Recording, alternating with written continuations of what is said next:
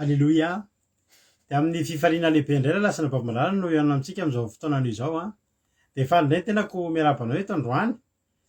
Tonga tafaraka aminay eto a amin'ity androany ity de te teny aminao hoe amin'ny fiadanany tompony eo amintsika tsirairay avy a. Tonga soa ianao a eto anatin'izao fandarantsika bavaka fiambenana zay rahanao amin'ny fandarana andramoka izao a. Ny Akiradio a mpikambana anatin'ny bavaka fiambenana ary ny groupe zay maresy zay miaraka aminay isan'andro a manontotosan'izao fandarana zao. Any fiadanany tompony eo amintsika tsirairay avy. Matoky sy mino fa salama tsara daholo indray tsika. Ary raha tsy amin'izay toeran'izay ary ianao a de matoky sy mino fa hitondra fiovana ho an'ny fiainanao anie zao tenin'Andriamanitra zao. Ampahery anao a, anasitrana anao a ny tenin'Andriamanitra. Raha somary tsy de salama ianao a de ampahery anao anie ny fanahy masina. Raha mampiditra ty fandaran-teny tokantranonao ianao a de fahasoavan'Andriamanitra hisosoka miaraka amin'izany a hiditra anatin'ny tokantranontsika tsirairay avy a. Any amin'ny isa tokantrano a isam-batan'olona ka de ho tahin'ny tompony antsika tsirairay avy misaotra anao ny fidy an'izao fandarana izao a. Za resy lahatra fa tsy hanenina ianao raha tonga eto. Sendra vao voalohany ianao mandalo eto a de tety aminao fa tsy kisendrasendra natongavanao eto a fa tena misy raha ilan'ny tompo anao ka de maretatra amin'ny farany a. Zay ny apatro. Tahiny Jesosy ary tsika tsirairay avy a.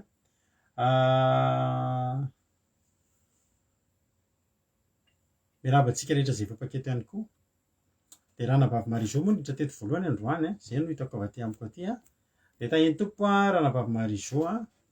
De fahasoavan'Andriamanitra ny ho aminao manokana.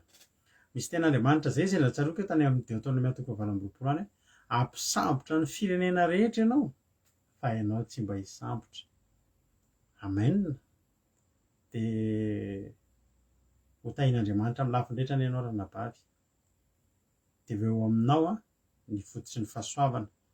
De zay manodidina anao de ho tahin'Andriamanitra ihany koa. Tahin'ny tompo a Ranavavy Marizô.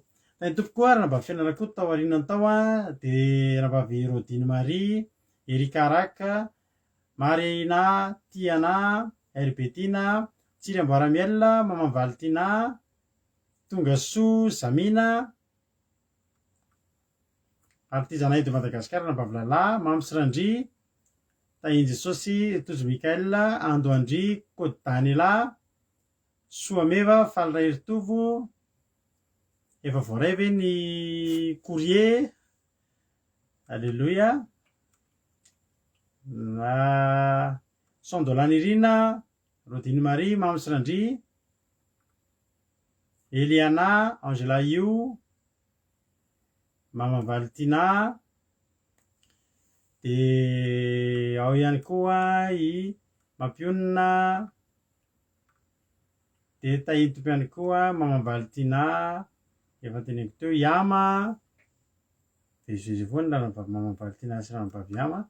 Erika, Zizi Clara, sy Zizi Rabe Arvelako fa Zizi Clara. Angela Io, Kadaka, Berta, Razana Monika, Verselina, Tongasoa, Anitra Clarisy Fambeazana Fitahina, Razana Monika, Misy Fity Ranavavy Lala, Fanindra Zavandramanana, Tahiny Jesosy, Monimoni, Tsiry Amboaramiel, Sandra Akonina, Tongasoa, Tojo Mikael, Koda Leonie, Aingonirina Andrinasolo, ohatrany elaela tsy hitako teto, Ajaska Patitsy, Tongasoa ihany koa i Soameva, Rantanina Marie Charline, Emelo Avlitina. Tsisy soarina Ranavavy Marizô fa de mendrika anao niditra voalohany. Tahiny tompo ihany koa Tina Rakoto Arzaka, Alleluia. Dia Tongasoa daholo a. Fabiola Zanakandapa, Tongasoa tahiny tompo. Anitra Burle, tahiny Jesosy ihany koa. Efa zay daholo ngamba ny voaravako daholo. Nael, efa voaray. ny andralatozy koa moa voaray ny vo eo halleloia gaga hoe ny atao frantsany hoe ny tsy voaray de tahiny tompo ihany koa de menofinahitra rahafarery-to ny anamainy soa tahiny Jesosy ihany koa i mama Valtina Kodaniela halleloia zay daholo ngamba ny mbola tsy voarabako teo de tahiny Jesosy tsika tsirairay avy maritatra ny farany faly zay mahita anareo faly de ho tahiny tompo ane tsika tsirairay avy za matoko fa ifampahiretontsika androany ekipa iaraka amintsika de ranabavy Anitra Clarisy ivavaka fanombohana rehefa avy eo de ho de miasa ny fitia amin'ny famitinana ny toriteny de hiditra eto hitondra ten'Andriamanitra ny ranabavitsika Yama Van Koety ary de hivavaka ho an'ny firenena ranabavy Nambina avy eto Frantsa eny ary dahoatritsika tonga de hanomboka angamba fa fotoanany zao de ampandrosotsika nanabavitsika Anitra Clarisse hitondra tsika ny vavaka fanombohana avany ranabavy Marizô de avany ranabavy nitarika lamasinina zany mandeha ny lokomotiva ranabavy Marizô de nitondra ranabavy Anitra Clarisse de ranabavy Anitra Clarisse nitondra ranabavy Nianamainisoa Nianamainisoa zany tokony hitondra niza sa efa nitondra niza de lamasinina de fetin'ny taranaka ho any an-danitra tsika ifampitatana ho any an-danitra isika halleloia mpanjarinareo koa zao no mitondra olona ao amin'i Jesosy tahiny tompon-dao ary ranabavy Anitra Clarisse anao ny fitenenana tahiny Jesosy Salamo fa 7:30 ankino amin'i Jehova ny lalanao ary matoki azy fa ataony tanteraka izany. Misaotra an'Andriamanitra lehibe tsika ry havana ny amin'ny fotoanany io ary makasitraka ihany koa ny amin'ny mpanompo ny pasteur Rado Rakotosalama mivady ny amin'ny tombontsoa sy fahafahana afaka anao indray izao vavaka fanombohana izao. Ity fandarana ity tokoa ry havana dia isan'ny lalana andrenesantsika ny tenin'Andriamanitra ary koa azahoantsika fahalalana sy ny ahafantarantsika ny sitrapon'Andriamanitra ary ny teny fikasana ka andaontsika ary hiaraka vavaka anankina eo am-pelantanany amin'izao fotoana izao. Ry Jehovah Andriamanitra io misaotra sy mankasitraka anao zahay ny amin'ny fahatsaranao sy ny famindraponao ka nahafahanay indray mivory ato amin'ny anaranao masina amin'izao alina izao. Osy isan'ny mpanao salamo hoe ankino aminao ny lalanay ary matokianao zahay fa ho ataonao tanteraka izany ko amin'ny finoanay lalina tompo ary avy aty amin'ny fonay ihany koa amin'ny sainay manaiky no ametrahanay feno am-pelantananao an'izao fotoana izao mangataka ositra vaovao izay ho an'ny mpanomponao rehetra izay hitondra ny teninao eto sy anao fandarana eto ary koa mangataka ny fanahinao masina mba hifehan'izao fotoana izao ka ny anaranao rery ihany tompony membonahitra ary ny voninahitra rery ihany no amirapiratra eto ny connexion anay Jesosy malalo raha koa fe miraso sarobidinao mba tsy ho tapatapaka ary izao fandarana izao koa ny mba tsy ho tapahany any amin'ny fohibeny meta ary izay rehetra miaino sy manaraka n'izao fandarana izao tompo mangataka izay diovy ny fonay diovy ny sainay aoka mba ho tany tsara ny rinotenao ka izy vokatra eo amin'ny fiainanay ane izany ary koa hanova ny fiainanay ny fahenoana ny teninao eto dia matoky anao izay ry Andriamanitra rainay ilay tsara indrindra ilay tsara ary mpanao ny tsara fa ho feno fombiazana tanteraka ny fotoananay ihany io ary tsisy ho diso anjara ihany koa ny amin'ny fitahiana avy aminao ny tsirairay avy dia amin'ny anara sarobidinao Jesosy ny anaovanay izany vavaka izany. Alléluia. Amen.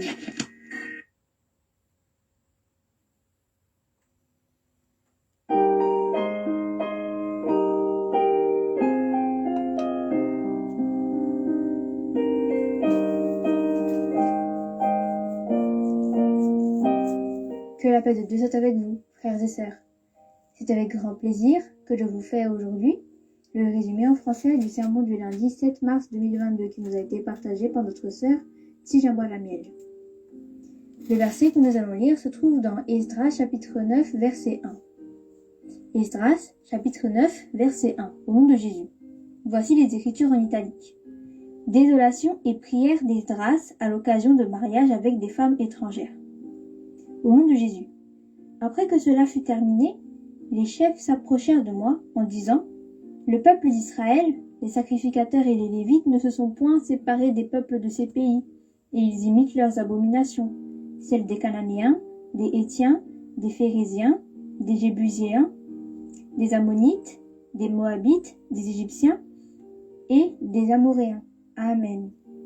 Donc ici, les enfants d'Israël, ils ont commis des abominations, et une abomination en particulier, c'est celle de se marier avec des femmes étrangères. Dieu, il a dit que il ne devait pas épouser les femmes étrangères parce que quand on se marie, on est marié à cette personne pour toujours. On ne peut pas juste épouser quelqu'un pour essayer et après on va chercher quelqu'un d'autre quand la personne avec qui on est ne nous plaît pas. Ça marche pas comme ça. On ne peut pas changer d'époux ou d'épouse comme on change de chemise. Mais quand on est marié à quelqu'un, on reste avec cette personne pour toujours. Voilà pourquoi Dieu il a demandé aux Israélites d'observer ce commandement-là, ce commandement qui dit qu'il ne faut pas épouser des femmes étrangères.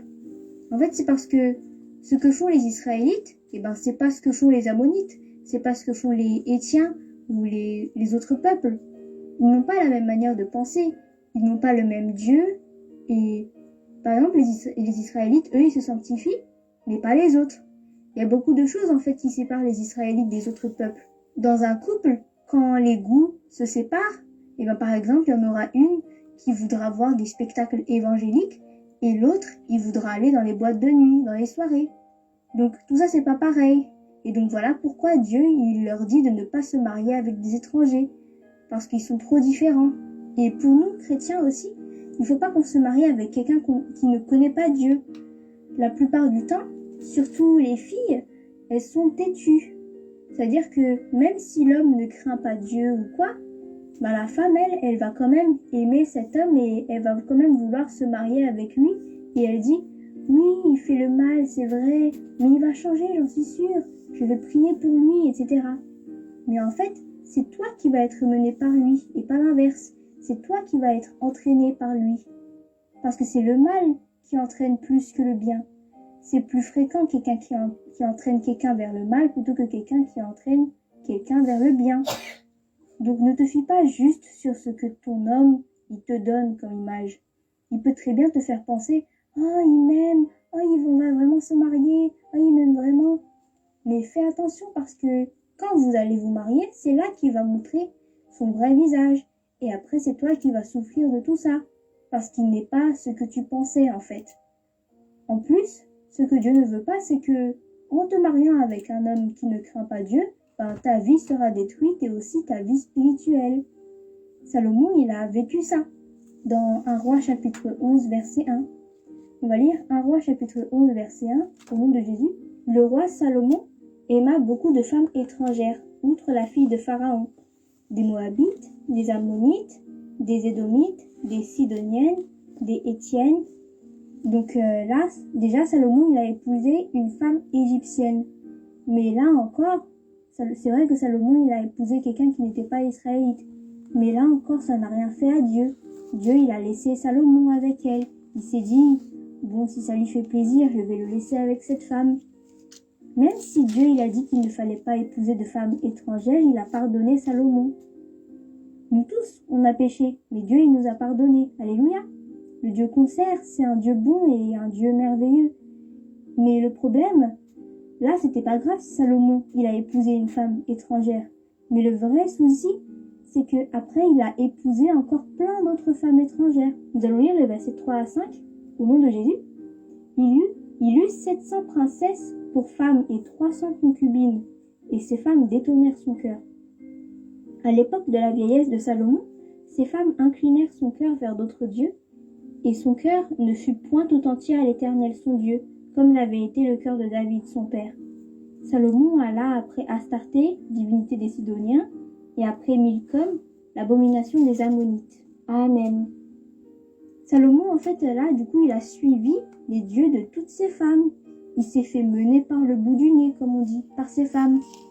Salomon, avant, il servait Dieu, mais après, ces femmes sont venues et elles l'ont attiré petit à petit vers leur Dieu. Astarté, Milcom, Moloch, etc. C'est triste. Et en plus, Salomon, il avait beaucoup de femmes. 700 princesses et 300 concubines, ça fait 1000 femmes en tout. Donc, on peut bien se demander à quoi ressemblaient les journées de Salomon. Il y a 365 jours dans l'année. Donc, s'il devait partager entre toutes les femmes, il devait passer du temps avec 3 femmes différentes en un jour. Une le matin, une le midi et une le soir. Donc vraiment, Salomon, il était occupé avec ses femmes. Et c'est ça qui a mis Dieu en colère. Dans le verset 9, on lit au nom de Jésus, « L'Éternel fut irrité contre Salomon, parce qu'il avait détourné son cœur de l'Éternel, le Dieu d'Israël, qui lui était apparu 2 fois. Amen. » Donc après ce que Salomon il a fait, son avenir il a été détruit à cause de ça. Parce que Salomon, il a fait un Dieu pour toutes ses femmes et il a servi les dieux de toutes ses femmes. Voilà pourquoi Dieu te dit de ne pas te marier avec une personne étrangère, mais épouse une personne qui est chrétienne. Comme ça, vous avez les mêmes goûts. Vous écoutez la même musique, de la musique évangélique, chrétienne, et vous priez ensemble. Et vous allez, voilà, comme ça, vous allez passer du bon temps ensemble. Ne sois pas têtu en pensant que la personne que tu veux va changer. Parce que si cette personne ne vient pas à changer, c'est toi qui auras des problèmes après. Et c'est ta spiritualité qui sera détruite. Donc, ne cherche pas quelqu'un qui n'est pas chrétien, mais cherche quelqu'un qui craint Dieu. Alléluia. Et déjà, la première chose à faire aussi, c'est de ne pas te marier avec le monde, mais avec Dieu, si tu veux être près de Dieu. Alléluia. Voilà pour le résumé en français du sermon du lundi 7 mars 2022. Que Dieu vous garde et que Dieu vous bénisse.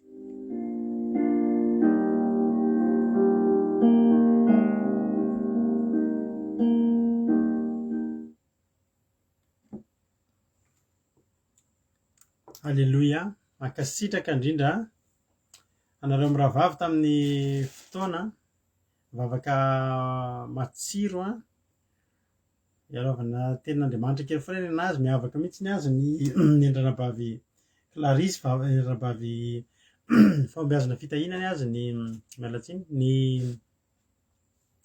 mivavaka fanomboana misy haingony kely tenin'Andriamanitra ny azy dia misaotra anao ranabavy Anitra Clarisse mahafinaritra be ilay izy dia mahereza hatrany tomboa amin'ny fahasoavana dia Jesosy hamaly fiteanao amin'ny asan'Andriamanitra izay nataonao teto. Tena mahafinaritra ny vavaka. Tomboa fahasoavana dia mitombositra dia ampiasanao sy anandro sy nofonany Andriamanitra. Alleluia. Jesosy hamaly fity. Dia misaotra betsaka ny fity koa tamin'ny famitinana. Dia mba omeny fity any dada le feokirateur avy eo fa nakasika be ny fony dada le feokira kely foan'le famitinana mazadino zay. Misaotra indrindra fity tena ilaina ny famitinana ny teny frantsay tena misy olona mila an'izany ato ary dia mahereza foana koa fity amin'ny asan'Andriamanitra izay atao amin'ny fity ao ambadimbadika ao Jesosy maly fity anao misaotra ny amin'ny famitinana dia mitombositra mitombo fahasoavana zany zanaky dady zany raha nabavy kely fity antsika ampiasain'Andriamanitra izy ary sonan'Andriamanitra fa izy rehefa misy fotoana izy dia manao famitinana rehefa tsisy fotoana fa be devoir dia mbola tsy afaka aloha fa dia vita aleloha iny ny androany dia sorantsika an'Andriamanitra mankasitraka ny fity mankasitraka azy mravavy nanomboka ny fotoana teto tamin'ity androany ity hiditra amin'ny tenin'Andriamanitra ary tsika fa mialohan'ny tenin'Andriamanitra aloha dia ny ataontsika ity hery ity ifampaherezantsika satria mahakasikasika an'izy ity ny toriteny izay hoentintsika androany dia androany maharetatra amin'ny farany anao fa androany ny toritentsika dia iompana any amin'ny fampianarana anao mba tsy hana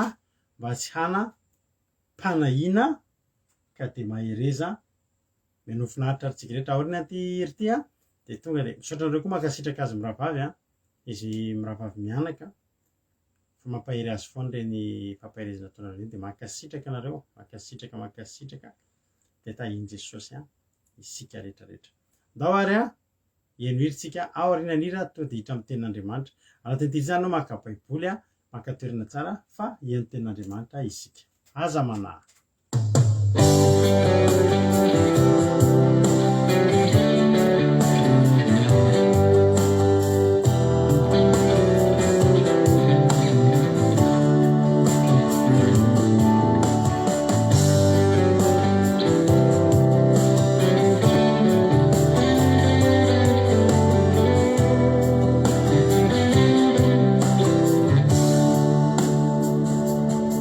Aza manahy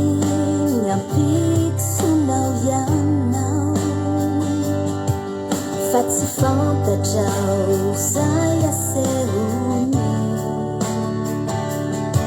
aukanilanitrano banzininao isy tompo mitserianao mandrero fitarainanao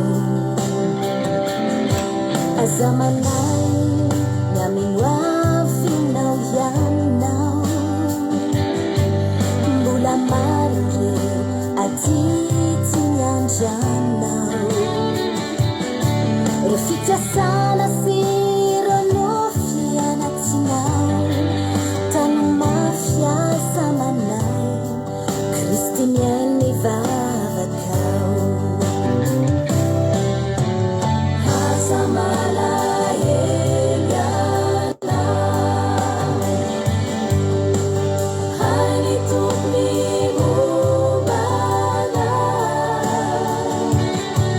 ny finonano mavonziana mitesy asany aminao fagagana zany atao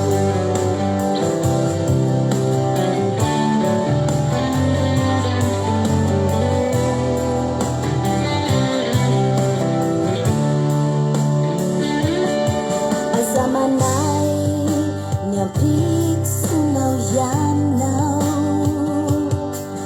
fa tsy fantatrao zay asehony aukanilanitrano banzininao isy tompo mitserianao mandrero fitarainanao o aza manay miamino avinao ianao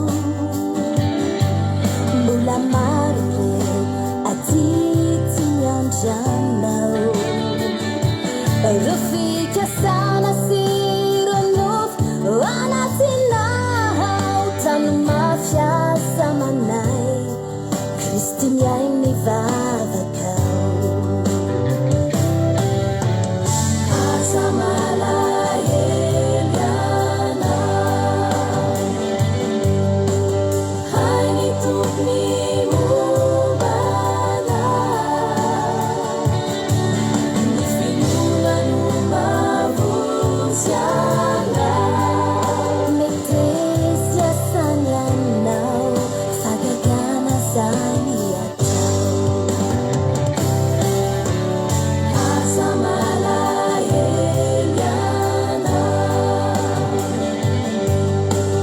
hainy tompony mombana ny finonano mavonziana mitesy asany aminao fagagana zany atao ny finonano mavonziana mitesy asany aminao fagagana zany atao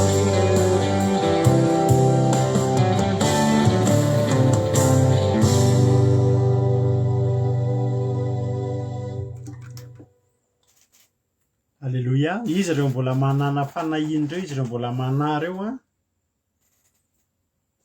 hainy tompony momba anao a aza malahelo ianao fa ny tomponke mijery anao tena hoe de mieritreritra fa te adin'Andriamanitra ianao io na de tsy hita ny takony inona ianao tsy takony ianao anatrehan'Andriamanitra tsy takony ianao a fa ianao mila mijery azy. Alleluia.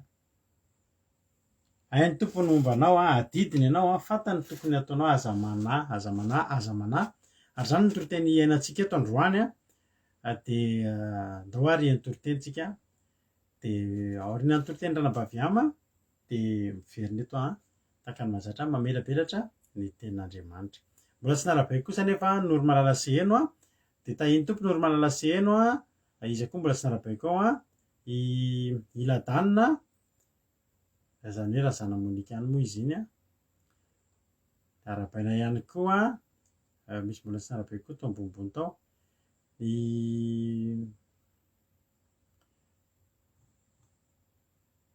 Ranabavy Niriny Sonatenana Jenika rahavavy ny ranabavy Zamina ny zanany koatra nefa mijereto indraindray niaraka nanao commencement taminay.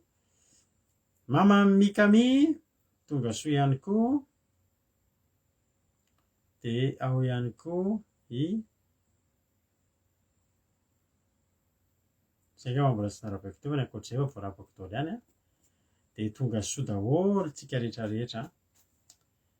Tery Ralibenja tonga soa, de entanina foana moa tsika hanao pasika isika. Mahafinaritra fa misy olona zay ozy nareo tsy mba mpanao, tsy manana Facebook izy fa tany amin'ny taona maro lasa tany izy tamin'izany nareo mbola tsisy teo. De zany olo zany tonga any an-tranonay izy tamin'izany manao sabata miaraka aminay, tamin'izany zay mbola tsy hainy mianaka, de miaraka aminay manao sabata, izy rery tonga any an-tranonay rehefa sabata. De izy io mahavariana rehefa akaikikaiky izy zavatra atao de efa misy fetifety mananontanina de manontany foana izy, misy programa be izy tsy hitanao eto zany nisy fotoana ihany izy tamin'ny taloha tamin'ny vao nanomboka ny fandarantsika de manao vavaka fanombohana sy anona eo izy amin'ny telefaonina izy no telefaonina no ampiasaina izy tsy manao Facebook mandraky tiany androany fa de niantso ilay izy androany, ahoana ohatran'ny hoe manana pressentiment fotsiny hoe ohatry misy ahoana inona manana misy hetsika ataontsika ka. De izy mampino hoe efa nisy niantso efa nisy nampilaza anao izy tsisy nampilaza anao fa misy ka. De tonga avy aty an-trano fa misy. Alleloia. Andro manam-pasika isika, hiatrika pasika isika. Mbola manana ray volana tsika iomanana rehefa hiditra pasika de izao ny fo no diovina voalohany. Rehefa akaikikaiky pasika io de matetika misy zavatra mandotondoto fo fa eo tsika no mila mitandrina fa mila miditra amin'ny pasika amina fahadiova-po tsika. Ary za manokana zay mivady de resy lahatra ary mampahery anareo fa ity pasika hoatrantsika ity de tena pasika fandresena ary pasika tena anatsimbadian'Andriamanitra indray izay mbola fiainana tsy nitsimbadika teto fa mangataka amin'Andriamanitra ianao mba ho afaka hiatrika an'izany pasika zany, mba afaka hankalaza an'izany pasika zany. Tsika moa eto amin'ny fandaranay de manao tsika manao pasika foana tsika de manasa anao raha mbola tsy zatra manao pasika miaraka aminay eto ianao amin'ny 15 avril, zoma 15 avril ny pasika tsika, ny alina pasika moa de amin'ny alina foana ny ankalazana, amin'ny alina foana ny pasika no ankalazay. Raha avy moa ny fotoana ny akaikikaiky ny pasika any anaovanay mivady fampianarana eto tahaka ny mahazatra isantsika isan-taona fa teteny aminareo hoe omany ny fo saina fanahy fa hiatrika pasika isika. Tena ho hitanao zany hoe pasika tena fandresena tena iainanao hatramin'izay tsy haiko izay nandraisanao an'izany pasika zany fa ho hafa ny pasika ho hatrehanao amin'ity ary zahay de manentana foana fa possible tena pasika farany ahafahantsika manao mpitandrina pasika kalalana io amin'ny herintaona mety efa raha mbola tsy tonga izy mety efa tsika samy tsika sisa ny anaty trano any mangingina kely any manao pasika fa amin'ity tsy avenantsika angingina. Tsisy intsony ny passe vaccinal manomboka amin'ny 14 mars ho avy zao de ho ararotintsika koa zany zay azontsika rehetra atao de ho atao. Misy aminareo te hiroso amin'ny ranon'ny batisa fotoana izao ary raha misy aminareo mazoto tena resy lahatra hiditra amin'ny ranon'ny batisa azafady fa misy zavatra anaty masoko tompoko dia io pasika io koa fotoana tongava aty miaraka amin'ny olona de atao batisa ety amin'ny rano, aty aminay feno rano, aty aminay misy rano azo anaovana batisa tsara ara-dalàna taty daholo ry ranabavy aina, ry ranabavy tody, ry ranabavy felana rakoto, ry fity, ry ranabavy sasany rehetrarehetra no natao batisa. Azontsika atao tsara zany, mangataka amin'Andriamanitra ary na tsy atao batisa eto ary ianao manentana anao foana miroso amin'izay ianao amin'ny ranon'ny batisa fa ho avy Jesosy, akaiky Jesosy raha tonga Jesosy ianao mbola eo amin'ny fisalasalana eo dia sahirana ianao amin'izay fotoana izay. Ho tahin'Andriamanitra anie tsika tsirairay avy tsy fampitahorana foana, tsy fampitahorana akory ny atao eto fa io aniry fahazavana. Aniry fahazavana moa avan-dranabavy Nambinanga angamba ny aniry fahazavana. Zanaky ranabavy Nambinanga angamba aniry fahazavana. Tahian Jesosy aniry fahazavana. Jesosy mahery indray ranabavy mihaja ataoko daholo ny présentation dia ravaviny ranabavy Erika. Hitanao manomboka mitondra vacan nareo dia alleluia, isaorana an'Andriamanitra ary isaorana anareo ho an'i Jesosy reny olona ireny. Tonga sao daholo nareo dia mahery ezatra any hatrany. Avy hatrany tsika dia hiditra amin'ny tenin'Andriamanitra ary manjary lava be ny fanentanana hiditra amin'ny tenin'Andriamanitra avy hatrany tsika. Tahiany tompo ary ranabavy Ama anao ny fitenenana. Azafady zanaky niry ny aniry fahazavana fa tsy zanaky Nambina. Tsy fantatro za ny pasitera izy. Zanaky ranabavy niriny, zany hoe niesy ny ranabavy Zamina zany aniry fahazavana. Tahian Jesosy aniry fahazavana dia tonga sokoa ianao dao ary lasaritsika ranabavy Ama anao ny fitenenana. Alleluia, tahian Jesosy pastera dia tahian Jesosy tsika rehetra tonga amin'izao fandarana vavaka fiambinana izao indray dia raisiko fahasoavana ary havana no hanambarako ny hafatra Andriamanitra indray amin'izao alina izao entsika hangalana fampaherezana indray. Rahaitsika ary ny baibolitsika dia tsika hijery izany tenin'Andriamanitra izany. Jerentsika sokafintsika ny baibolitsika ao amin'ny ohabolana toko 4:13. Raha hitantsika izany dia vakitsika amin'ny anaran'i Jesosy. Tandremo ny fonao mihoatra noho izay rehetra tokony ho tandremana, fa avy ao aminy no avian'ny aina. Raha jerentsika ny soramandry ery ambony dia mivaky toy izao amin'ny anaran'i Jesosy. Fananarana hikatsaka ny fahendrena tsy hikambana amin'ny mpanao ratsy. Alleluia, amen.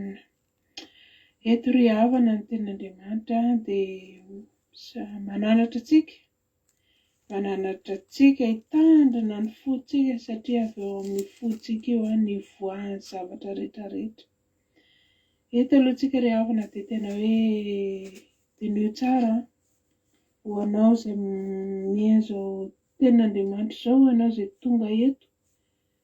Matoa ianao tonga eto ry havana mbola famindrapon'Andriamanitra izany.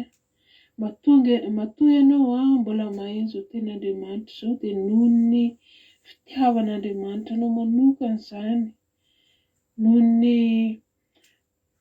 ny fanavahan'Andriamanitra anao. Betsaka ry havana amin'izao fotoana izao ny olona tsy ampoizina akory dia hoe matony ry anina, matony ny olona ry ohatr'izany. Fa ianao mienjo tenin'Andriamanitra izao, ianao tonga eo io, tsy tonga ho azo ianao ry havana. Fitiavan'Andriamanitra izao, ny fitiavan'Andriamanitra anao izany, tombon'andro lehibe omen'Andriamanitra anao izany.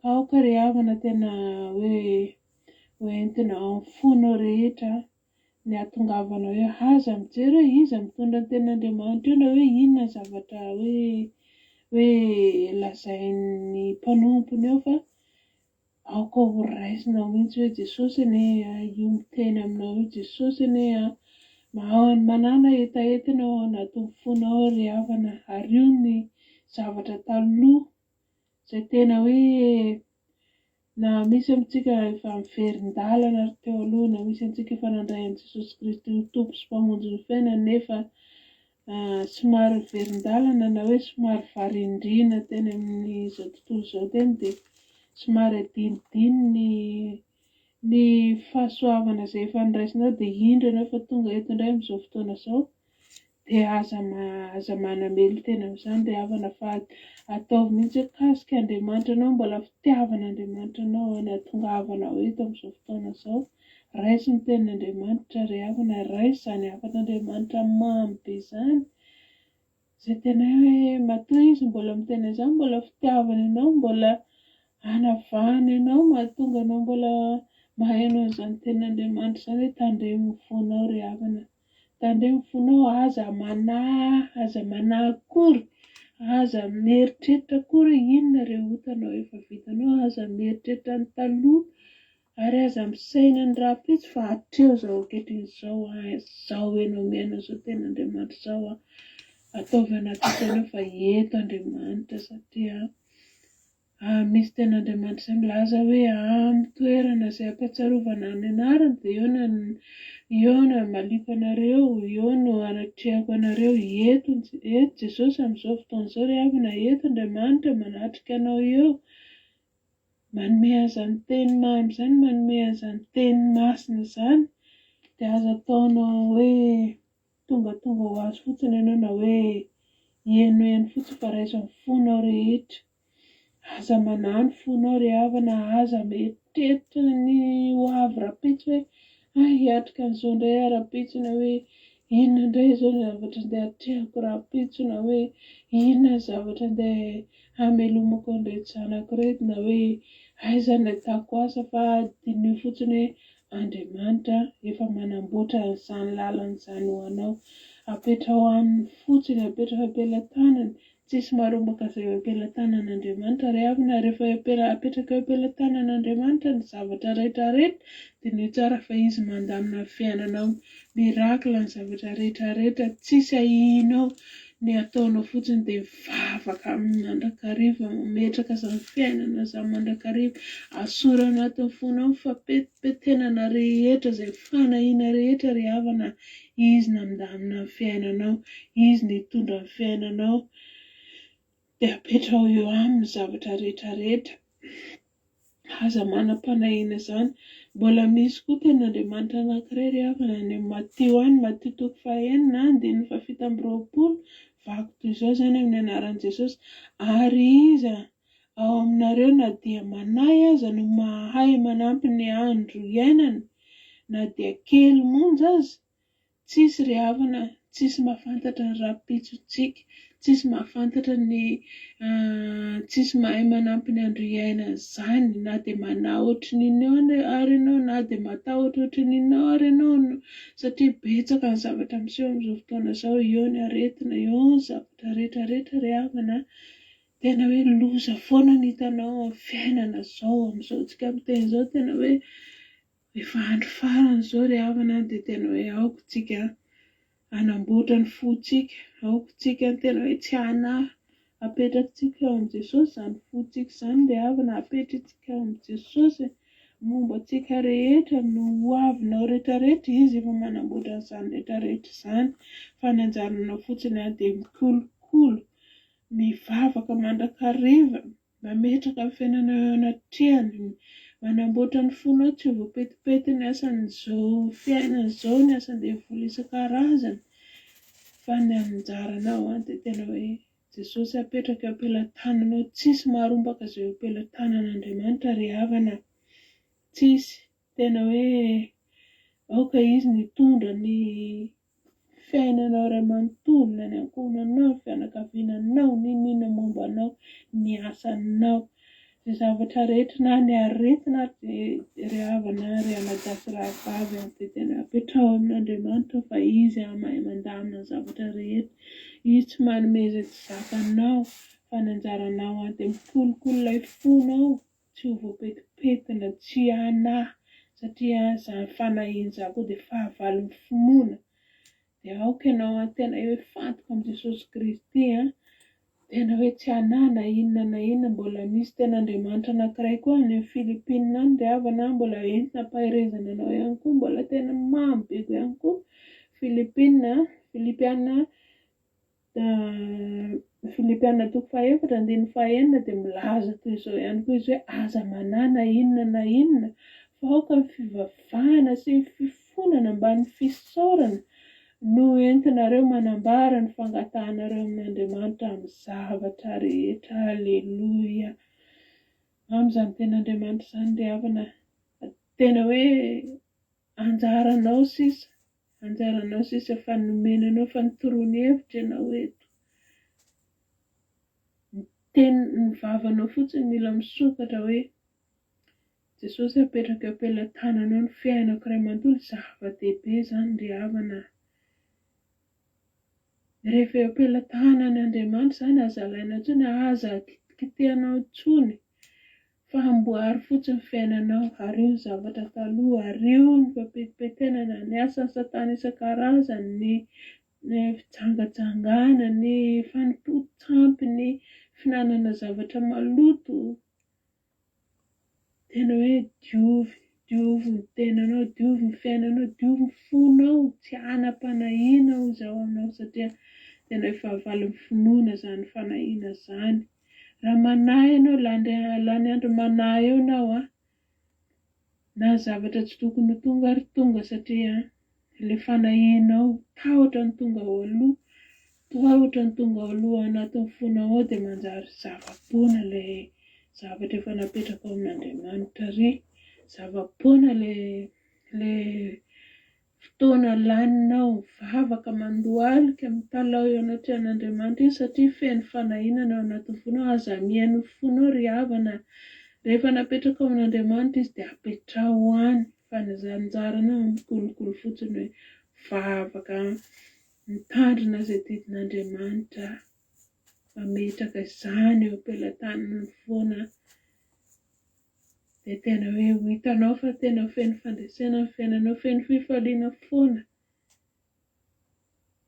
Dia tena hoe tsisy zavatra tokony hoe apetipentina ny fiainana intsony fa efa eo am-pelantanana, izy migidy ny fiainanao, izy mitantana anao, izy mialoha lalana anao amin'izay zavatra rehetra, na matory ianao, na miasa ianao, na maninona zavatra trehanao dia didinio foana fa eo am-pelantanan'Andriamanitra iny tsisy maharombaka azy intsony.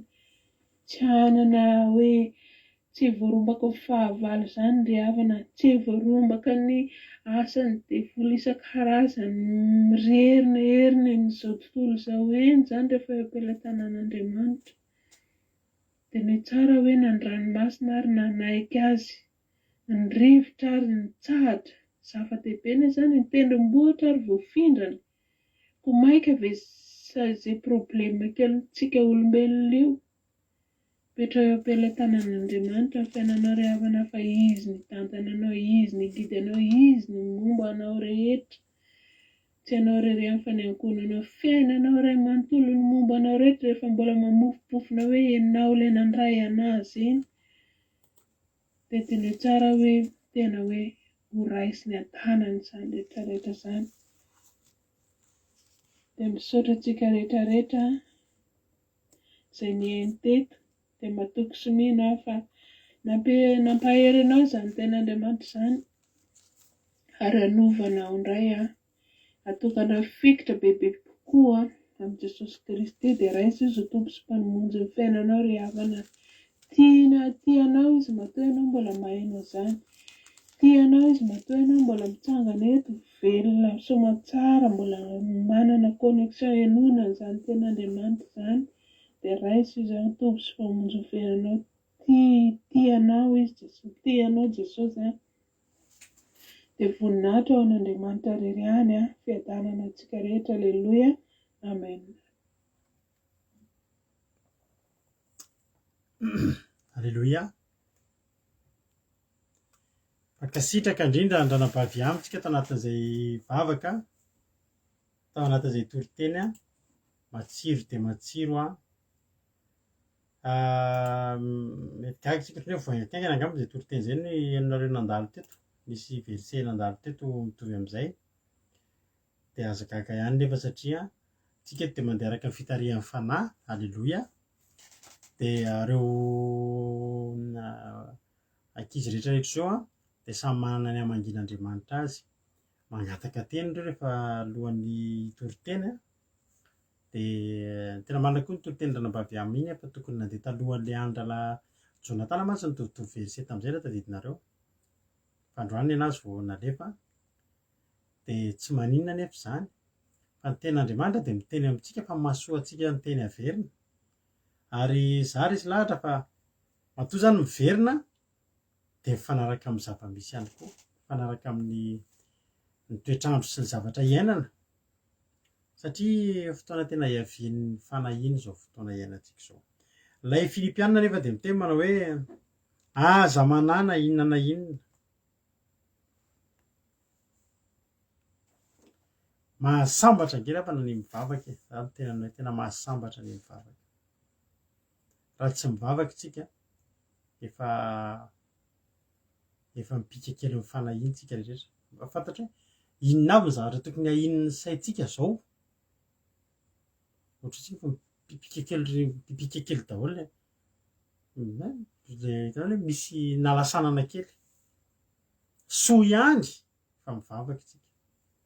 Soa ihany tsika fa manana tenin'Andriamanitra. Za tena teneniko anao fa tenin'Andriamanitra no nahatonga anahy io tsy mipika.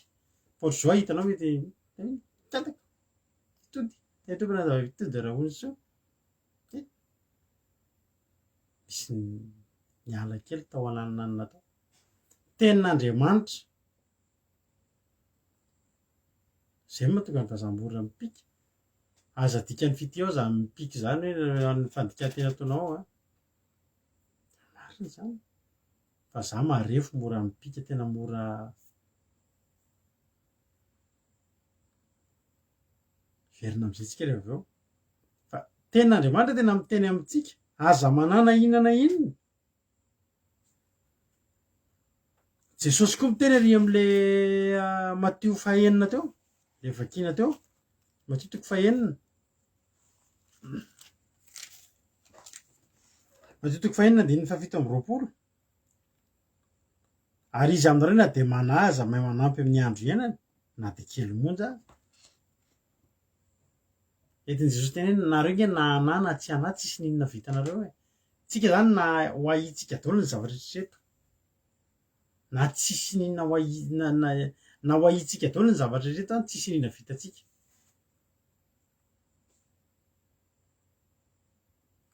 Misy tsindre mandeha zany na eny misy metéorite hony a, metéorite ngeza be mila hidona amin'ny tany. Tsy hitako izay tsy ahitako tory amin'izany. Za mahita tory satria zao na hidony zany na tsy hidony tsisy ninona vitako. Fa raha hoe misy zavatra tokony ho azoko atao zany nefa tsy lozako natory dia eo any tokony nametsiny anahy ary tsy ahita tory hoe misy zavatra azoko atao. Tsy hay vitiko le mipika dia mety tsy hay tikoka.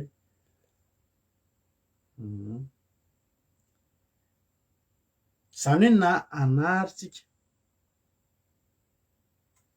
tsika mantsy efa aza manà dia ohatran'ny tsika any manà raha tenenina tsika ndao ary tsika anay io daholo ary zao zao avy zao ny tokony zavatra ahinao ankoatran'ny fiainanao an-tokantrano ndao tany saiko aloha eo ny charge-anao isan-karazany. Atsika ty andafy zao EDF, ny loyer, ny traite-na tomobile, ny assurance sy ny trano, ny sakafo moa zany efa tsy lazaina intsony, ny akanjo, ny gazy ho an'izay manao gazy. Nefa ahita aza adinonao fa ao anatin'izany mbola tara koa ny karamanao vao tonga. Ny loyer tokony omena le 5, ny karamanao tonga le 10. Raha te anazy zany tsika dia tantaraiko anao daholo ny tokony ahina rehetrarehetra. Mbola nisy lamondy koa tratran'izay mandeha na dia mafimafy ianao mbola ho avy koa fa mbola elaela vao tonga fa ho avy ny taratasy eo amin'ny boîte aux lettres. Azo ahina daholo zany zany mbola eo ny asanao io amin'ny fotoana rehetra possible mety fahita ny société dia veloma betsaka ny ahina nefa ambadika izany. Raikitra zao ny adiny Ukraine sy Russie, mbola voady 12 andro dia jereo ary ny vidin'ny carburant manomboka ara-pitso efa hiakatra mihoatra ny ariary roa mihoatra ny 2 euros. Nefa sy adinonao sao dia adinonao fa nena ny lanjan'ny mofo. Raha mofo roa ampy anareo menakavy tokony mofo 3 aty tsisy manome tapany.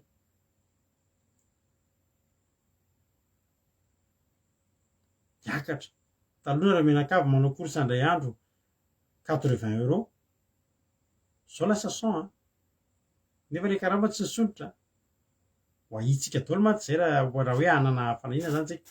Fa raha tezitra eo koa Vladimir Poutine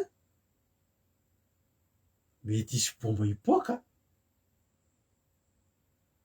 Tômôbilinao io mety tsy velona io rapitso. Ina koa fanahina ampy ankoatran'izay reto.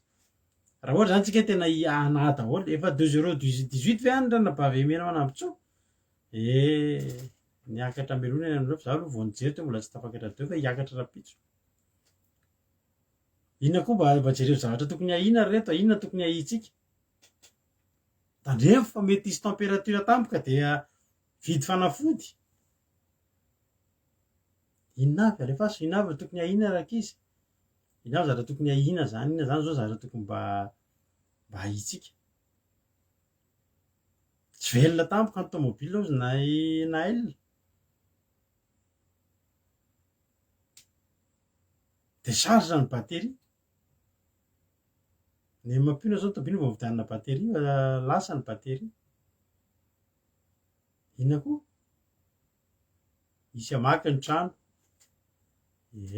Any Madagasikara tena aloha tsisy mpamaky trano hoe connexion $4 ny gasoil. Mety tsisy gazy koa satria tapaka ny famatsiana gazy. Any amin'ny faritra Russie any ny mpamatsy gazy. Fanahina daholo zany. Ampahany amin'ny fanahina nefa izany.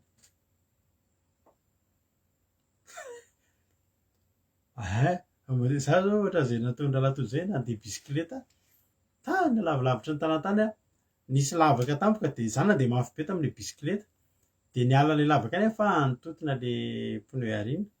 Vaky ny pneu avary amina lehako tany amin'izay manosika bisikileta sady mahavesatra bisikileta rehefa vaky pneu io. Reraka tena saika nariko, tena efa saika nariko ilay bisikileta. Efa izy amantsapita ajanoko eto teo nika ajanoko teo amina toerana anankiray. Fa tsy maintsy nitaritina ihany aloha izy. Nefa avy eo nariana ihany. Mafy nahazo aho tamin'izay. Totona ilay izy dia vaky ilay pneu dia tarity dia taraina mampianina vaky kely ilay pneu. Ho ariako ty sady lekizitina kely. Ho ariako ty raha zao ny nefa nalaina ry bisikileta mba nitondra anaiza anay dia ho ariako izy pneu ny vaky. Tonga taty an-trano ilay izy nijanona irery nariana ihany takizay ihany nariana tamin'ny voalohany. Fa sport ho anahy ihany tamin'izay. Dia fanontaniako amin'izay ary zao ny anontaniako aminareo. Zany rehetrarehetra zany. Raha ho ahitsika ary zao zany.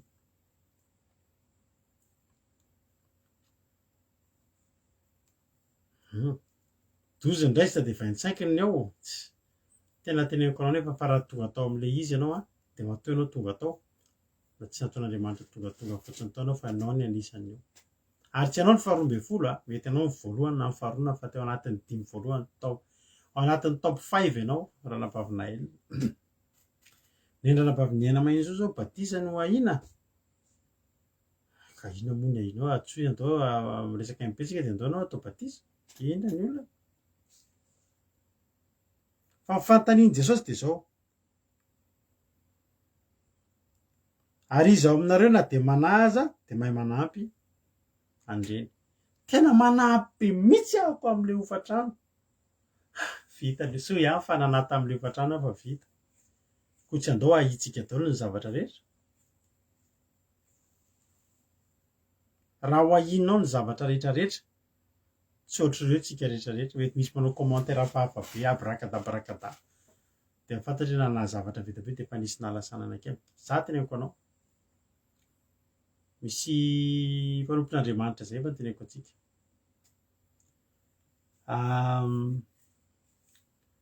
Nahazo famangina izy tao anaty vavaka tay. Andany ianao manao croisade ngeza be any Afrika. Dia tany amina firenena anankiray tao Afrika tao Nigeria angamba izay. Na tsy diso aho. Dia lasa izy nakany. Ohatran'ny hoe za zany izao za io. Tsy kitay tsy vary maina. Tonga dia nandeha tany satria zay ny famangina Andriamanitra fa hitondra fifahazam-panahy ny Afrika rehefa maty moa zay mpanompo Andriamanitra tantara tena nisy ity lasa am'izay izy tonga tany de tena vavaka izy manana fifandraisana amin'Andriamanitra tsika rehefa manana fifandraisana be amin'Andriamanitra de tena tahaka ny miresaka amintsika misakaiza mihitsy ny fanahy masina manolo-tsaina antsika de ozy ny fanahy masina fandrio réservé io stade io anaovanao croisade ngezabe anaovanao asa fitoriana mandritry ny herinandro tadidiko foana ny fitantaran'izay mpanompon'Andriamanitra zay an'izay tantara zay fa tena mampahery izy amin'io tsy hoanam-bola manofa stade zany tsy fantatro ohatrin'ny fa tonga de hoe réservé mandritra ny 7 andro fa anao croisade mandritra ny 7 andro de ny vola teo am-pelatana izy ianao inona tsy vola hanofana stady fa vola juste ampy publicité de nalefa tamin'ny radio sy ny télé publicité eo ohatra zany zany ohatra eo aky radio radio rakoto salama tongava ato amin'ny stade be an'ny Mahamasina fa de isy fitoriana tena zany tsara eto ny marary paritaka le publicité ho faina ny stady vola tsisy ny publicité efa lasa miakatra ny olona avy any ambanimbany vohatra rehetra ho eo amin'ny an-tanan-dehibe ho eo amin'le stady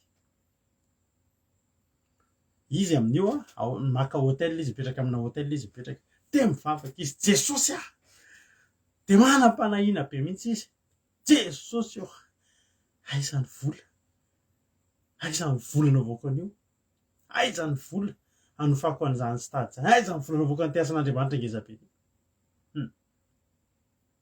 tena naharary zaho izy efa mpivavaka fa sy de rehefa mpanompon'Andriamanitra fa tena eo-pivavahana izy tena zay foana Jesosy aiza naharary ny andoha betezanao am'le toerana ngano tompona stady mampannompon'Andriamanitra anao aizany vola zaho mantsy mpanompon'Andriamanitra eny akaizany vola alleloia anaran'i Jesosy fatanao zavany olona de malaika aizany hofana stady ramose anaran'i Jesosy tsy mandoa ino ty ataonao misy mavoloa le mpanaratsy anaran'i Jesosy za tsy mandoa tsy azontsika atao azany sao de raha zika mba de vola koa le olona hoe manakatsaka n'asan'Andriamanitra fa ny stady na tianao na tsy tianao tsy maintsy ho faina satria amin'ny anaran'i Jesosy tsy mandoa amin'ny anaran'i Jesosy tsy mandoa tsy misy an'izany de ave le olona zay tena misy de vola misy fa tsy manana asan'Andriamanitra ko stady io ho faina ny stady so anao hiditra any amin'ny bus de aizany tikeo zany de anaran'i Jesosy tsy mandoa miova fo ohatsy an'le chauffeur anaran'i Jesosy miova fo tsy mampandoa anazy re tsy mety zany vola ny ilaina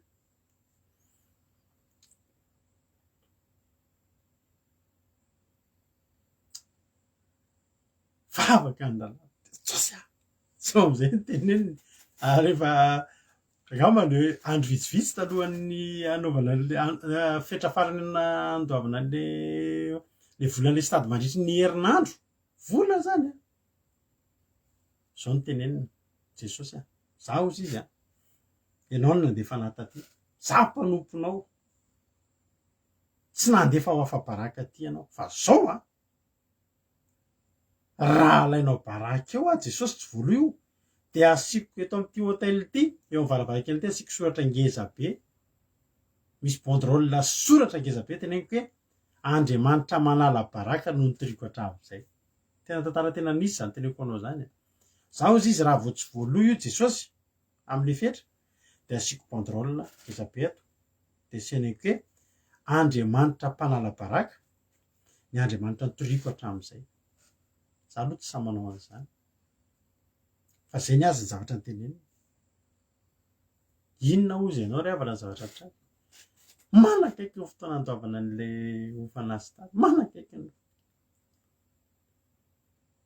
ngamba efa andro rona tsy haiko efa tena efa hoe mampitantena nisy olona niantso am'izay allô i pasteur olona efa antitra be efa izy io izako ohatra hoe madame kadaka zay mba hita hoe madamo kadaka ihany ty tsy fantatrao aho fa izaho mahafantatra anao efa nijery anao isaky ny tamy tele aho fa mba afaka tonga ty an-tranoko ve anao azafady. Kizy moa mpanompon'Andriamanitra ay marary tsy marary ahy sady efa kizitina nga de marary ihany vao miantso anareo tokava ty an-trano fa misy zavatra horesahako anao pastera. Tiany adresy de lasa pastera nakany andeha hanao asan'Andriamanitra tsy fantatra na ho delivre ty raha matoa hoentina mba ina zavatra andraka ozy ianao tonga tao raha matompanan-karembe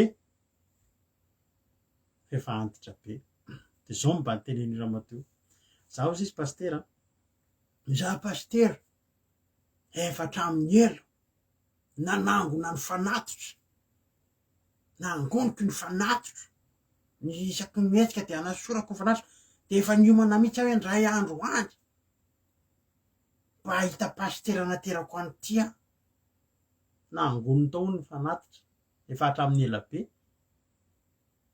io pastera ka ty pastera omeko anao no vaisan'Andriamanitra vola tsy entina mbavaka le raha matoa tsy mila délivrance fankasian'Andriamanitra voaloso amatsara tsy nasoratany banderole tsy nalohatra ny banderole izy hoe Andriamanitra satria Andriamanitra tsy manala baraka alleloia. Za rehefa tao anatin'ny problème tao anatin'ny trosaka tao anaty trosaka za rehefa na tamin'izany hitanao na tonga ny voliko lasa nomboka ny solaiko efa tantaraiko anareo foana za tamin'izany hitanareo le amin'ny tintin misy an'le kapitaine ataoko iny rehefa tezitra izy de zongotany volombavana volombavana tezitra izy rehefa vaky le whisky-any fa za tamin'iza tao anatin'ny trosa tao anatin'ny ady mampio ny vavolombelona fa ongotako ny voliko leo aho de ngotako vola tsy mety miomotra fa tena le de farany solaiko mba tsy songotana zao ny zavatra mitranga ny olona mitahaka ny trosany mafy zany za amin'ny ozy ianao mandeha de tamin'izany aho mitomy mandeha moto de nikasikako tamin'izany hitanao ny vizeran'ny kasika le maizina le ohatran'ny lokona arc-en-ciel reny rehefa tarafin'ny jiro maizina de mandeha hoe tsisy mahita mihitsy ao anatin'iny de misy fotoana fanina mitompotrosa eny amin'ny feo eny jereko ohatr'izao fa izy tsy mahafantatra hoe zaka za maizina be le kasika misy fotoana ao mitomany tsisy mahita ao anaty kasiko mitomany latsaka ty ny rano fa tena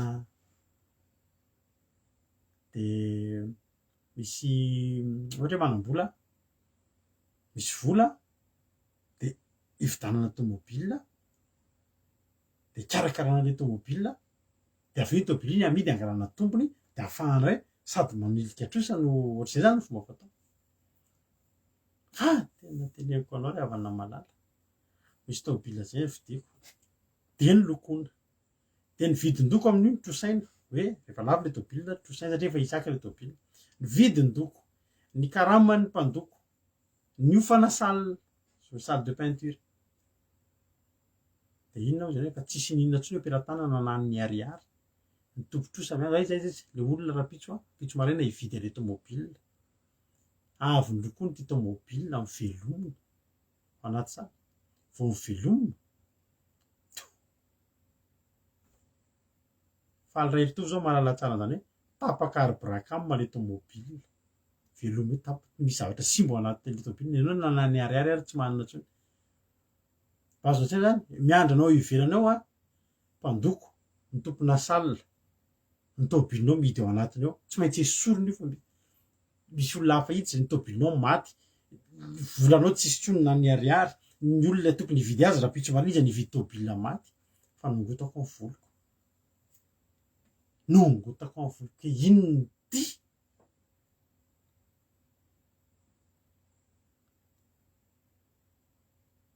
taitra tampoka amin'ny alina matorotra hoe taitra tampoka de mieritreritra zavatra be deabe ina reny ataoko ny olona adala tena hoe zao am'izay ny teneniko ray andro afaka anomboka nivavaka am'izay 5 taona lasa ohatr'izao zany satria averiko amin'izao 17 mars 2007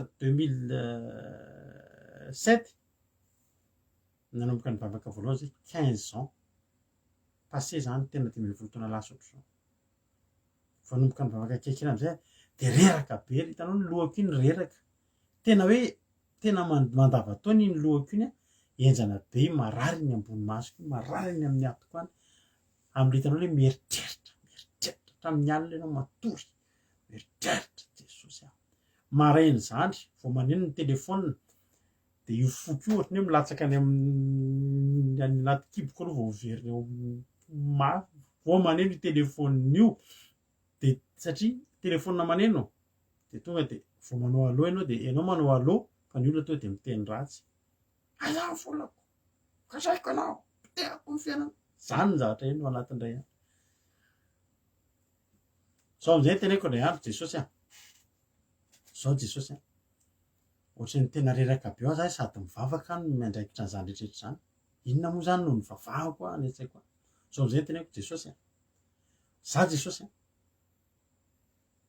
manomboka eto za efa nanaiky ny antsonao halleloia za efa nanaiky ny antsonao zay asianao ataoko de ataoko fa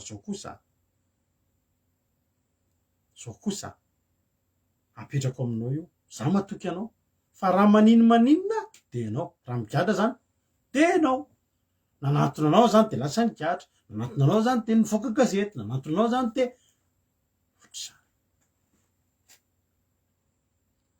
fa tena nanomboka teo reko ny zavatra nidina hoe za tsy hana am'izany tsony mahita bon tsy mahita con mahita bon tsy mahita zay zany jesosy toko ahoana zany nanomboka teo tsy nana zany tsony nanomboka teo araka ny teny jesosy hoe nahanary nareo hoe misy vitatsika re raha ana zao ianao misy vitanao ve tena teny aminao manokana androany nefa ianao iza ianao tsy ohatry ny olona tsy manana an'Andriamanitra ny olona tsy manana an'Andriamanitra zao marary an-doha mpiara-miasa amiko ny fidy nanomboka andeha bisikileta iny io mandeha bisikileta manomboka tsy hitondra tôbila so satria lafo nanomboka lafo ny lasantsy mbola nene mbola tsy mbola zaka aloha io mbola zay tsy mijery ny ampitso zany ty andeha bisikileta nefa raha pisy tonga jesosy de rehefa lasantsy tsy vodina akory de ahoana nenay zany ny fomba fiainanay mivady marina ndao hitsinjo vody andro merika fa raha zay de zao zay tsy zany io alohany eo androany misy eo hoanina ndao hinana iafy anao hinana anana fotsiny de misy vola any ao amin'ny kofra azaky tian'io maty any ianao miala tety any ianao de aiza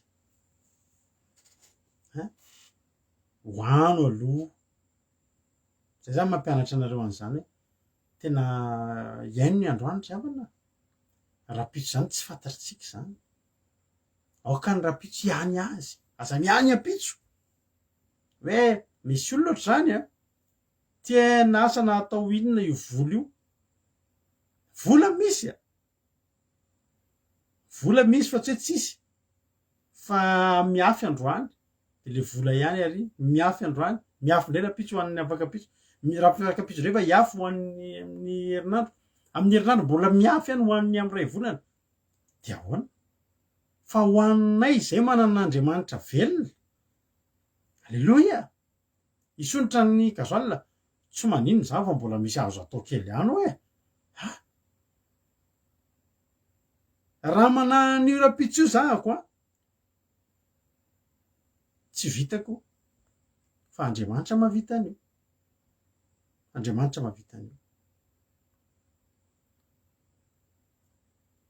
zao mahatonga ny olona tena mitataina am'izao fotoana zao Matthieu ngevaka itsika andao Luc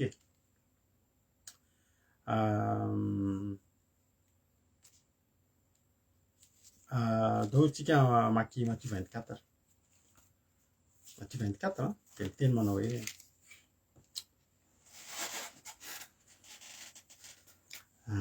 mafy ny ainan'izany na elona zany mahatonga anay zay amin'io tsy miraraha an'io fiainan'io zay. Alleloia. Ny zavatra fantatray zay manan'Andriamanitra velona zay ny zanak'ireo mbola kely tsy mihanin'iny reo, tsisy mampiasa sainandreo sakafo rapitso zany, eo dada eo neny. Alleloia. Dia zay ndray eo anatrehan'Andriamanitra tsisy ahinay zany, eo dada. Alleloia. Eo neny, Jesosy ny neny lohan'ny fiangonana. Alleloia. Vehivavy kodin'ny fiangonana. Matthieu 24 angeva kitsika azafady. Matthieu 24 andiny varika amby roapolo.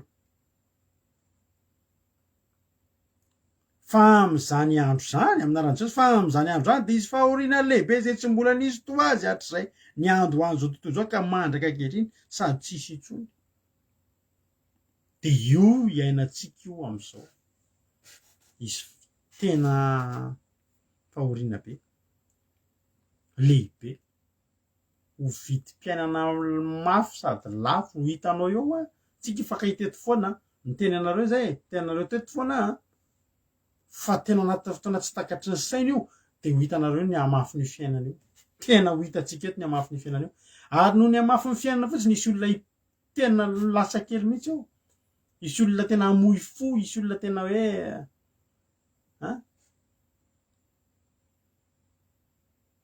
dia manany olona hoy ny ten'Andriamanitra verika any amin'izany andro any dia izy fahoriana lehibe zay tsy mbola nisy toy izay hatr'izay ny andohany zao tontolo zao mandraka ankehitriny sady tsisy intsony eto amin'izao tontolo izao. Fa Jesosy nefa niteny ty zany tonga dia valiny ny ampahelezako anareo androany. Luka toko faharoa amby roapolo. Luka toko faharoa amby roapolo andiny fa dimy amby telopolo. Luka 22:35 fakitsika amin'izao fotoan'izao. Hitan'i Jesosy fa nanam-panahina ny fianatra, nanam-panahina ny mpianatra aroy izy.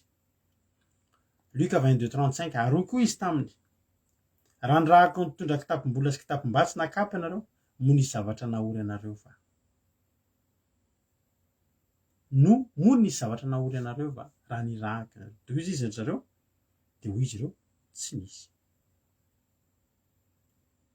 Ahoana hony? Tsy nisy.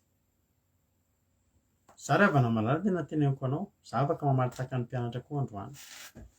Fa hatramin'ny nanompoako an'Andriamanitra, na nataiza na ny raha an'Andriamanitra nataiza, milaza eto androany tsy mbola nisy nahory ana. Hozy izy Marka toko fahavalo andiny faharoapolo naova kitsika Marka toko fahavalo. Marka toko fahavalo andiny faharoapolo. Jerenao tsara ny zavatra nantanian'i Jesosy ny mpianatra. Marka toko fahavalo andiny faharoapolo. Hoy Jesosy andiny fahavalo ambin'ny folo makitsika: mana maso fa tsy mahita va nareo, ary manatsofina fa tsy mandreva nareo, ka tsy mahatadidy va nareo hoy Jesosy. Andiny faha sivy ambin'ny folo: rano mofo dimy no nivakiako any 5,000, firy alina no sombitsombony nangononareo? Ary ny mpianany 12,000. Ary raha mofo 7 any 4,000, firy sobika amin'ny sombitsombony nangononareo? Dia ny mpianany 7. Ary hoy izy taminy: mbola tsy mahafantatra ihany va nareo? Ny mpianatra niaraka tamin'i Jesosy ry havana tena tsy afaka mandainga amin'ny mpianatra fa niariary taka ny vaiak'andrina, taka ny tafika andrefa-tanàna, fa tsisy nahory ny mpianatra. Ary tena tsisy nahory satria 12 nanana ray sobika avy. Ny olona ninana voky fotsiny mitondra tamin'ny kibony, fa ny mpianatra nitondra tamin'ny sobika. Jesosy rehefa niteny hoe tsisy nahory dia tena tsisy nahory, tena tsisy nahory. Rehefa mahita tsika ambassadeur maso ivo any Madagasikara zao tsika mantra be ny firenena fa mijereo ianao maso ivoan'ny Madagasikara any amin'ny firenena rehetra izay misy maso ivoan'ny Madagasikara ndana mba jereo ve ny ambassadeuran'ny Madagasikara eto andafy mantra be izy aty na ny ambassadeuran'ny Madagasikara any Maurice mantra be izy tsy mahantra izy ahoana izy ny hantra misy fitondram-panjakana maninona mamatsy azy de manao zay mapetipety anazy maso ivo solo tena zay taloha rehefa niasa de ny DG anay ny patron anay de zao ny azy tena vatsiny zay ohatra mandeha miasa ianao rehefa miasa tsara ianao de vatsiny de misy fotoana zay mandeha za zao taloha mandeha manao foara ohatra ny lavitra any de petraka amina hotely tena lafo vidy ianao misakafo amin'ny hotely lafo vidy ianao tena ianao mena tomobile tsara ianao satria manina ianao solo tena amin'ny toeram-piasana isako am'izao izay manaparitaka marika anankiray ary société tena internationale io malaza maneran-tany de zay rehetra manao zany marika zany miasa zay manao an'izany marika zany de hitan'ny olona am'izay toerana le am'izay toerana idirana fa ho an'izany toerana zany fa tsy hoe vorokitsay zay satria zay de endrik'ilay patron anay mandehandeha eny amin'ny toerana zay misy anay azonareo le izy solo tena an'izy ianao solo tena an'Andriamanitra ingatsika ravana eto amin'ity tany ity zao tontolo zao ny andalo an'izany fahoriana tsy mbola nisy ohatr' zany fa ianao izaho alleloia za sy ianao nge ravana ka solo tena an'Andriamanitra endrika Andriamanitra ingatsika ravana ataotsika ny olona tahaka atsika da metrahako ny fanahiko ny ten'Andriamanitra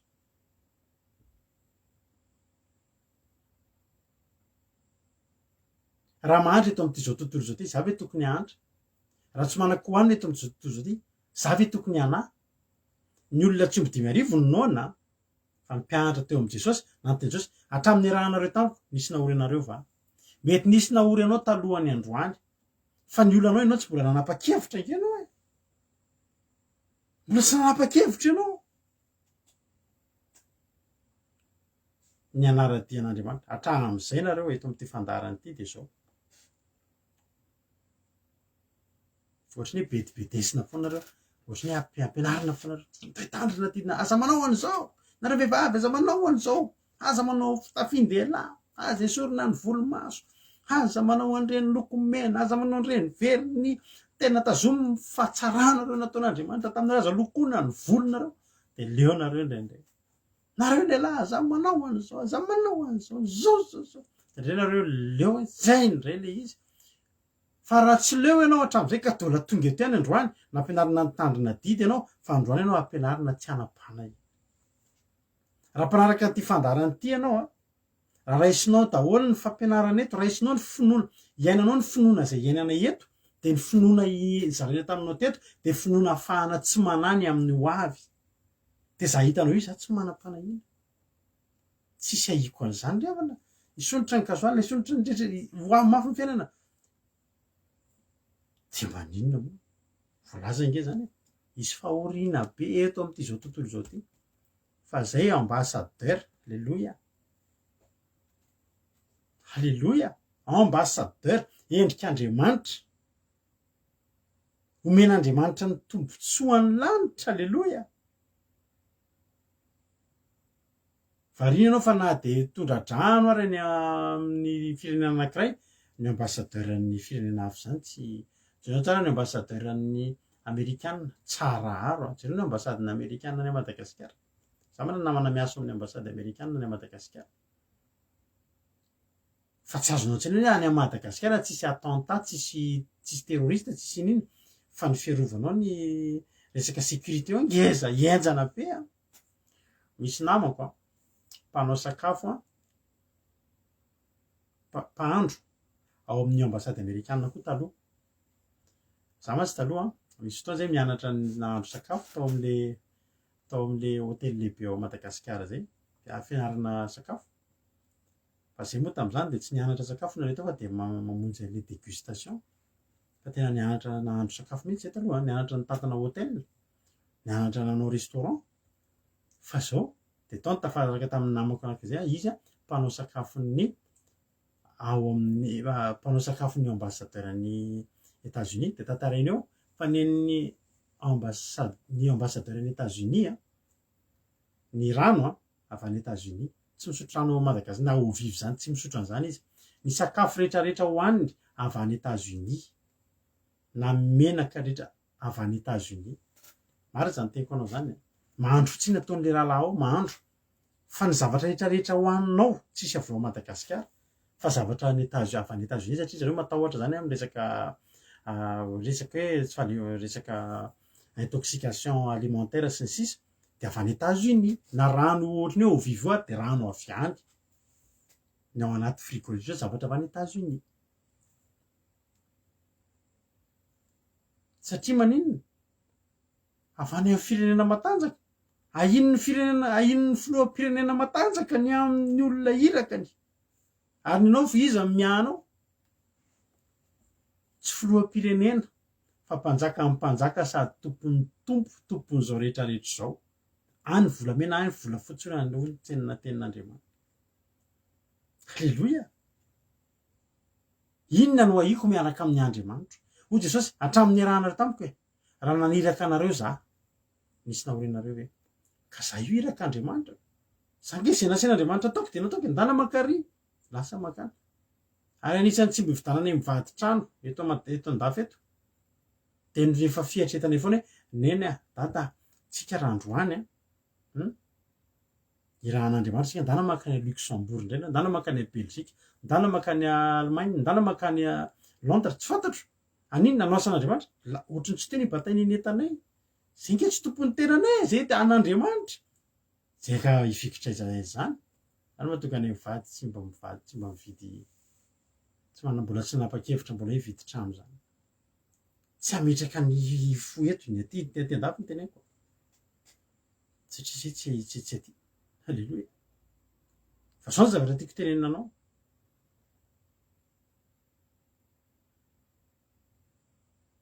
iza no iankinanao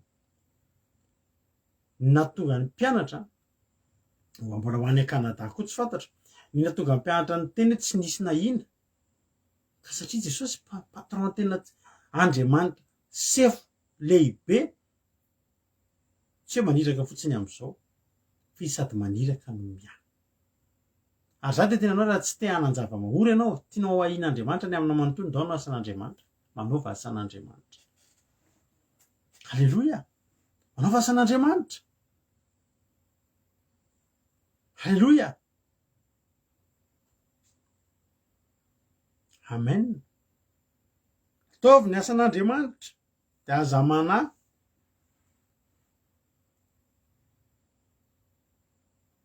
Amen. Ary za teneniko anao fa eo amin'ny fotoana io mbola ampisehoan'Andriamanitra mihitsy anavahany. Ary zao fotoana fanavahan'Andriamanitra ny azy, ho avahako ny tena Andriamanitra ny manompo sy ny tsy manompo.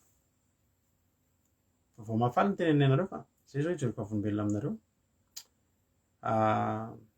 Araka ny teniko taminareo zany hoe ny olona zao manomboka manano ho avy, de vao mahafaly nomenay anareo fa izay de hifindra trano tsy ho ela. Halleloia. Hifindra monina tsy ho ela zay menakavy kely.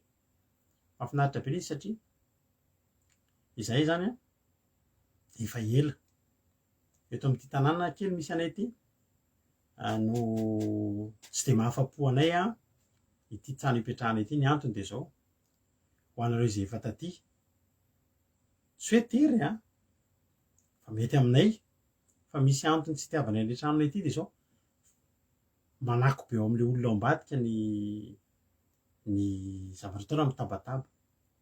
De ho anareo izay taty manomboka amin'ny 9 alina, fa teminay misy fomba fiainana ohatr'izay mino fa ny aminareo koa nefa ny amin'ny tanàn-dehibe anotsy de ohatry hoe nanay aty rehefa lahady alohany amin'ny folo maraina tsisy mamelona tomobily zany raha mamelona tomobily zany aty voaka maraina velomo ohatran'ny tsy de lasa fa raha ianao manao le velomo elaelo eny tomobily de mazatra de tongavany olona aty ianao de aty tsisy zany hoe lahady maraina zany ohatra mitondra manapaka bozaka na tsisy mangina aty lahady après-midi aty vao rehefa week-end zany de amin'ny alina manomboka amin'ny 6 alina de tsisy ninona tsotra nefa le tsika mifandaharantsika manomboka amin'ny 4 alina manomboka amin'ny 6 alina amin'ny folo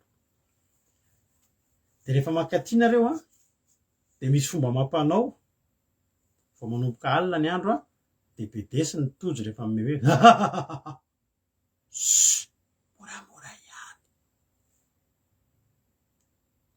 misy fotoana efa ty ambony de ny ankizy eo ambany mikorano atao ry ranabavy Suzelle sy ry Zamina sy ry Roly de tsy maintsy mita rehefa mpamoramora nareo lasa moa zahako lasa za tsy mba tia mifamaly aman'olona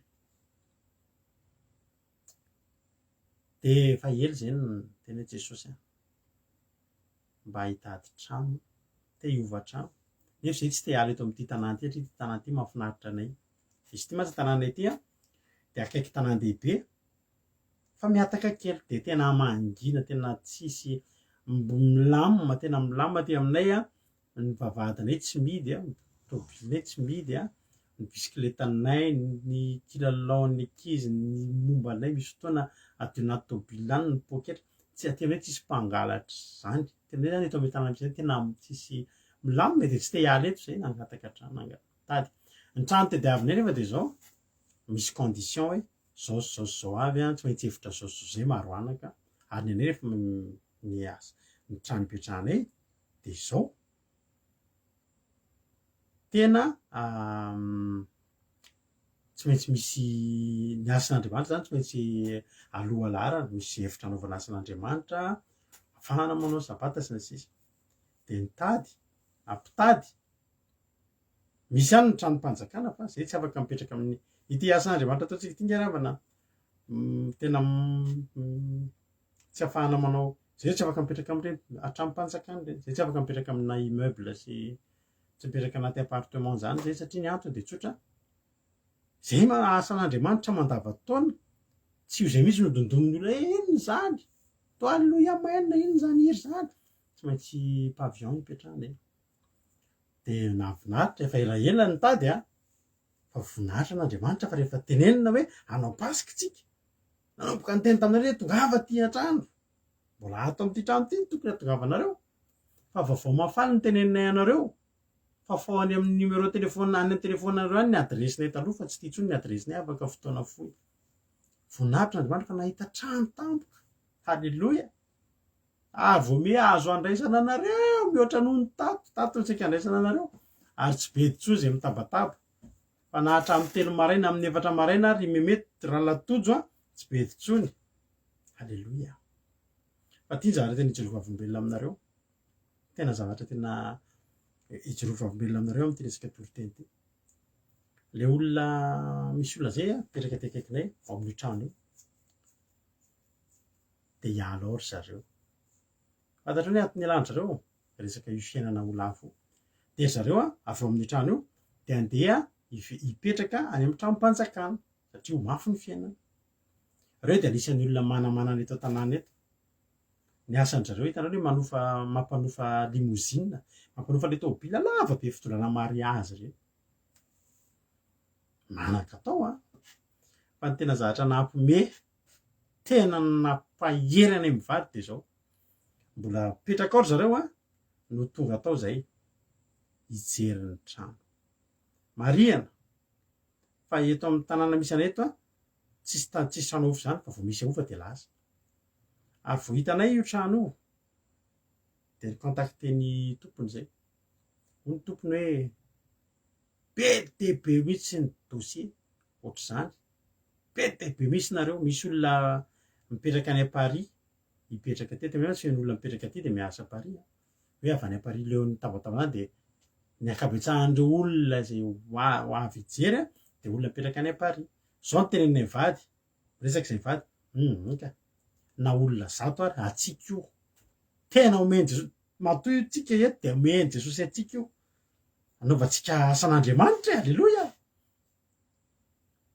de tena mahavariana fa olona be dehibe miaraka amina dossier be dehibe ilainy a zavatra tena blindebe mihitsy fa zao ry avana io a rehefa ny Andriamanitsika ny miasa de amin'ny fomba zay tsy takatry ny saina de niditra atao am'izay zay ty tena zavatra mahavariana sady mampiomehy rehefa niditra atao ka zay sy ireo olo reo mifankalala ihany satria eto amin'ny tanàna eto moa de samy mifankalala rehefa manaritra mpianatra ohatr'izany de efa mifankahitahita eo ihany fa ianao moa amin'ny hafa firenena ianao hafa loko sy ny sisa de tsy maintsy hafa koa ny fijerin'ny olona anao de zao ny teny niditra atao amin'ny trano reo manao nareo de mpitotrano hijery any trano zareo de zay a de hijery hiditra ao trano de lehilahy resaka tamin'ny vadiny taitraka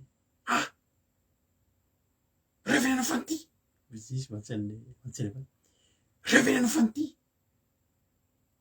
evereo fa tsy haiko fa eko izy mivadiny revenano fanty trano ty zay moa lasa nanaraka tamin'le totrano mijery mivizite ny trano ozy amantsy anazy any anatin'izay koa ny zay mihitsy ka zay atra lesona tiako tenanao de zao zany olo zany manana ny maizy azy a hiala ao amin'io toerana io satria ho mafy ny fiainana de andeha hidina andeha hijery ny kelikely kokoa andeha hijery ny metimety kokoa ny moramora kokoa lasa niverana hatramin'ny-panjakana ry zareo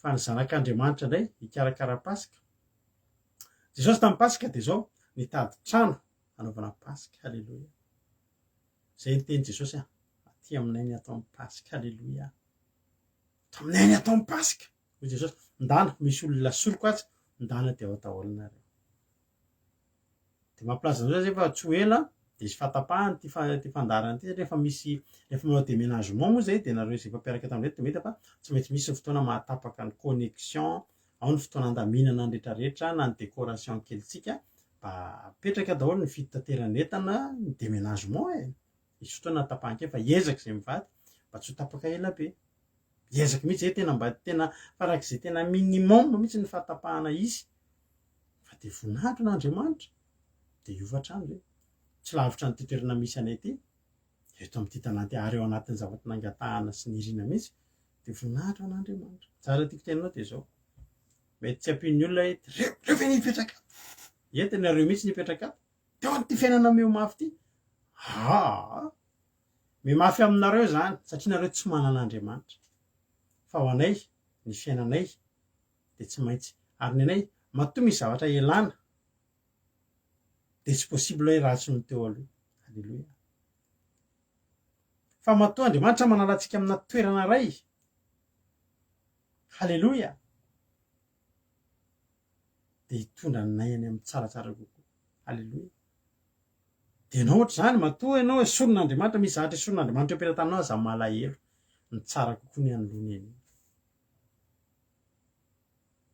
zany hitanao zany zavatra ataonay zany ny fanapahana hevitra nandray an'izany trano zany de tsotra itoriteny io tsy manany ampitso zay ho mafy ny fiainana de maninona nareo ve de vo mehitsy de maninona zany ny Andriamanitra mitondra anay ary porofon'Andriamanitra raha mino anao de porofon'Andriamanitra aminao mihitsy fa arakaraky ny atokinao an'Andriamanitra nitondran'Andriamanitra aminao amina zavatra zay tsy mampino halleloia hotain'Andriamanitra ny tsika rehetrarehetra za matoky fa ny zavatra tokony ataonao na ninona mafy ny fiaina ninona zavatra tokony ahina zavatra tsotra ny ataontsika de ny mijery an'Andriamanitra ny ten'Andriamanitra ny amin'ny Isaia 1:20 misy teny moa mijery de ho voavonjy anareo halleloia ary mety ozy ianao hoe ahoana nataondry paster zany Gideona tsika maky ten'Andriamanitra maharanako ny ten'Andriamanitra lavalava ny tenitsika androany mpitsara ampaelezako anao ty teny ty mahafinaritra ty teny ty mpitsara toko fafito 17 nanofy zany Gideona zany le tsa mihitsy tsa niady tamin'ny Midianina rehefa nomen'Andriamanitra toky de mbola nangataka famantarana nanofy amin'izay Gideona de rehefa azafady tsy Gideona no fa miaramila Midianina de nanofy mofo vary ordianiko didi avy any amin'ny tobon'ny Midianina ka mankany amin'ny lay anankiray tsara toko fa 7:30 zany teny zany de namaly le namaka anao hoe tsy zavatra afo zany fa ny sabatry Gideona zanaky Joasy le lahy Israelita mihitsy efa natolotra Andriamanitra eo tanany Midianina sy ny tobo rehetra hitanao teny ambavan'ny fahavalo no ny teny Gideona no mandresy zay Gideona vao korazy am'izay andininy fa 10 rehefa reny Gideona filazana nofo sy ny heviny de nivavaka izy ary miverina ho any amin'ny tobon'ny Israely ka nanao hoe pitsangana natodro Jehovah taninareo ny tobon'ny Midianina de zareo telo tokony ny telonjato lahy ary samy nomeny anjo mara ray avy ny tanany ary siny sy nisy rano sy fanilo tao anatin'ny siny aleloia de hoy izy taminy mijery ahy ianareo ka manaova araka zay ataoko ary indro raha makany amin'ny sisin'ny toby de zay ataoko ihany koa nataovinareo koa raha mitsoka ny anjo mara za sy ny zay miaraka amiko de mba mitsofa ny anjo mara manodinina ny toby rehetra koa nareo ka miatsoa ny Gideona Jehovah ka miatsoa hoe any Jehovah sy Gideona araka ny teoko taminao teo de zao ampianarina ny eto amin'ity fandarana ity asa manao an'izao tandre amin'ny ohatr' zao de nisy ny tsy nataty de niala fa ianao mbola eo hitanao ny vokatry reny de zao nanangonantsika hery ahafahantsika miatrika an'izao fiainana mafy zao de zao ny teniko anao hoe zay ataonay de atovy ny ataonay de zao ao anatin'izao ady zao avy zao tao anatin'ny andrety mandringa reny tsika mbola teto foana tsika tsisy andro raitsy ny raha tsika teto inona tena tanantsika anjo mara sy ny tsy misy rano de nitsoka anjo mara teto zay nideran'Andriamanitra nanapoaka siny tsy misy rano manao voatra anay Paoly de miteny foana manao manahafa anay mety izy hoe za mba te tsy atahotra oatra ny raha nadarado sy raha vavy mampionona de manao voatra anay tsofy ny anjo mara asio fifaliana foana no tokantrano resaka taman'olona hoe olo io manam-bola fa manam-panahina zaho izy tena tsy haiko sy mazona fa manam-panahina ny amin'ny fiainako lesy mesarotra ny fiainana de zay mahatsy anazy hoe palahelo ianao korazy ianao misy olona tsy manana zay anananao tsy manam-panahina koa nefa sady manana an' Jesosy ny manana an'ireo ampelantanareo fa maninona ianao manao an'izany fona amin'Andriamanitra hozy izy tsika tsy mila miliara vao sambatra fa tsika mila an' Jesosy tsika mila manana fifandraisana aminy de tsy manana zava-mahory so matsy metratra ahoana ty farana vola tsy nahatratra 4 miliara vola tsy nahazo miliara tsy miliara ny masambatra ny fanananao an'Andriamanitra zay mamatsy anao amin'ny fotoanany mahatonga ny orana eo amin'ny fotoanany eo amin'ny fiainanao tsisy atahoranao zany jerevanay manaraha eto foana zay ataonay atao de izay inonay inona de anananao zany toky aty anatinay tsy matahotra tsisy atahorana na ny kely tsisy atahorana an'izany na ny kely ary ahoana ny atahorana an'izany revana manan'Andriamanitra velona tsika eto amin'ity fandarana tsika manan'Andriamanitra velona man'Andriamanitra pia Andriamanitra mpamatsy matiantika anao raha entinao mbola atahotra sy anana fanahina ihany koa otany tompany antsika tsirairay avy za matoky fa vorainao ny afatra androany aza manana inona na inona aoka ny fivavahana so de adinao fa mario am-baibolina mihitsy ny Filipianina nitorindra anabavy ama teo Filipianina toko faefatra andininy fahenina aza manana amin'inona faoka ny fivavahana sy ny fofonana mba mifisaolina no entinareo manambara ny fangatanareo amin'Andriamanitra amin'ny zavatra rehetra fiadanan'Andriamanitra zay mihoatra ny fahalalana rehetra hoe hiaro ny fonareo sy ny hevitrareo amin'ny Kristy Jesosy hita anatinao nefa ny fiadanan'Andriamanitra de aza dino hoe ambonin'izay rehetra zay aza dino fa zanak'Andriamanitra ianao aza dino zay aza dino fa zanak'Andriamanitra ianao otahiny tompany antsika tsirairay avy mahereza zanak'Andriamanitra ianao asany tanany adidin'Andriamanitra ianao io tahiny tompo mahereza ivavakantsika aorian'ity ray ity.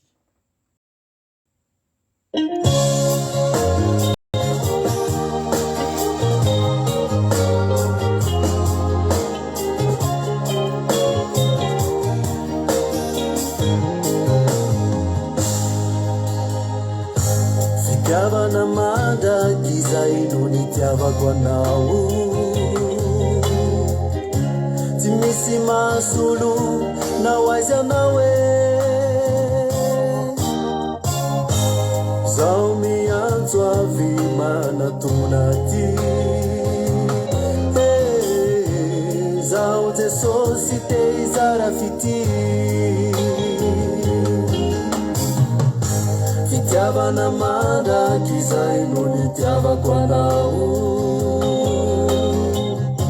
tsy misy masolo nao aiza anao zao miantso avy manatona ty zao Jesosy te hizara fity.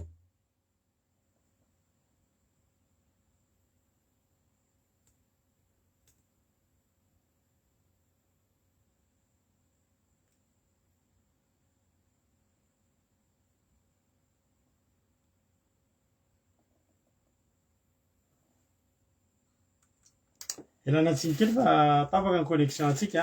Mbola mahitana tsara ve nareo? Elana tsiny dia elana tsiny be dehibe tapaka ny connexion dia mety fotoana ngamba izay ataperan'ny fandarantsika.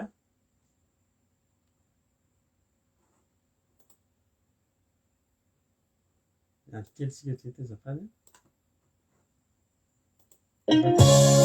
Averitsika izay izay maheriza daholo efa intsika tsara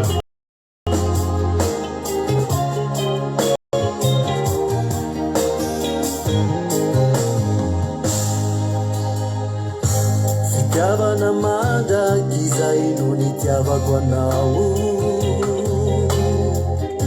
tsy misy masolo nao aiza anao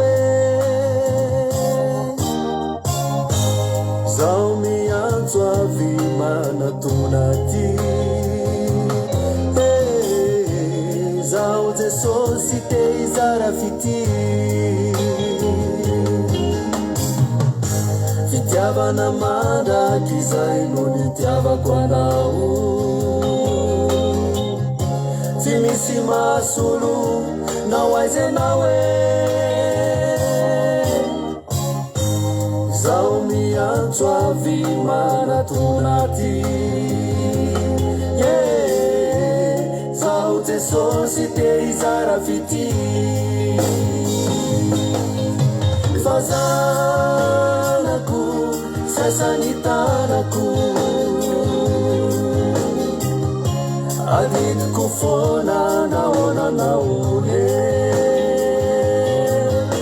tsy maintsy kolokoloko satria nandaniko fotoana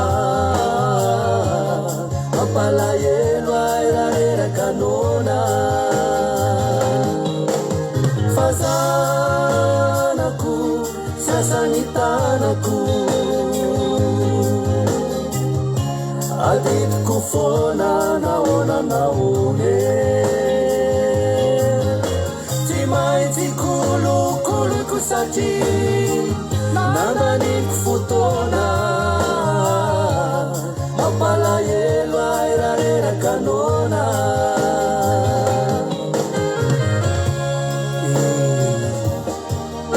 Fazanako ninao asa tanako dia didiko hatrany. Fitiavana jatakalo sady tsy azo vidina no nitiavako anao rery tine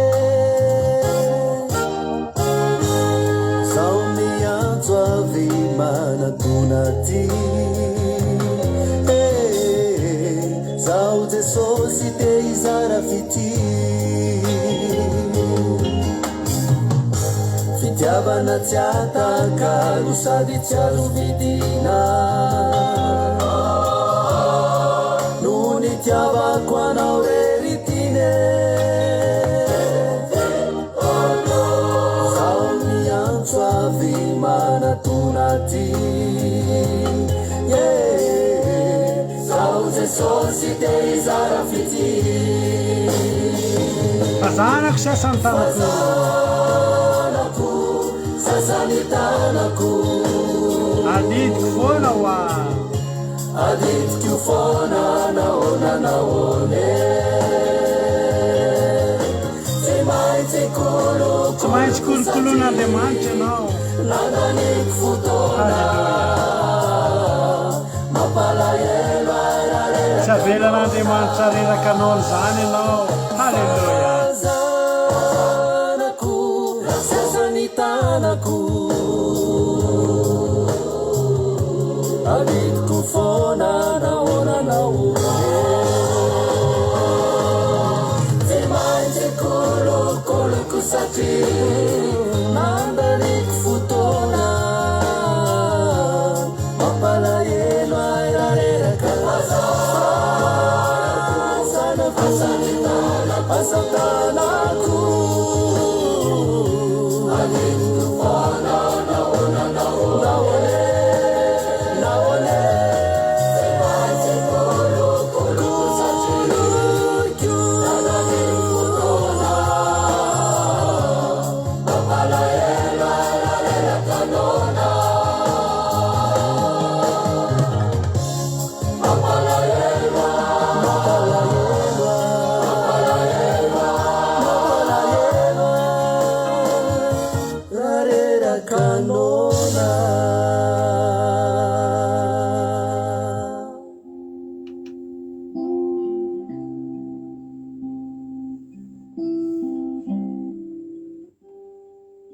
raha tsika vavaka zany toloteny zany ravana malala antsika tena hiteny amin'ity androany ty hoe Jesosy io zay matoky anao halleluia ianao mila miteny mihitsy ianao androany aorinan'izany toroteny zany voalohany indrindra ianao mila tena mandray an'izany toroteny zany ianao ry havana tena raiso zany fa ho anao androany tena natolotr'Andriamanitra tena hoe tena cadeau anao zany toroteny zany ary tena nataony tena sur mesure amin'io fanahinao io halleluia oka tena ho délivre mihitsy ny fanahinany anatinao amin'ity androany ity oka tena ho hitsana mihitsy ny fanahinany anatinao tsy avelan'Andriamanitra nona zany ianao tsy avelan'Andriamanitra fabaraka zany ianao olona manompo azy firavana teo avelanao fabaraka tsia androany miara-miteny aminay ianao manao hoe zay Jesosy zay matoky anao zay matoky anao halleluia ivavaka tsika amin'izao fotoana izao Jesosy io misaotra anao zay Jesosy misaotra anao zay miterany anaranao lehibe zay Jesosy fa tena tsara ianao ary tena tsy hanenenanay ny manana anao tsy hanenenanay manana anao tompo sy mpamonjy ny fiainanay fa miany fiainanay ianao halleluia misaotra Jehovah-Andriamanitra misaotra ny amin'ny fitiavanao anay misaotra ny amin'ny fombanao anay fa tena tianay tokoa ianao Jesosy malalo raha mbola misy olona eto androany manam-panahina raha mbola misy eto olona androany mbola manam-panahina ny amin'ny ho avy esory zany Jesosy esory tsoany anatin'izany olona zany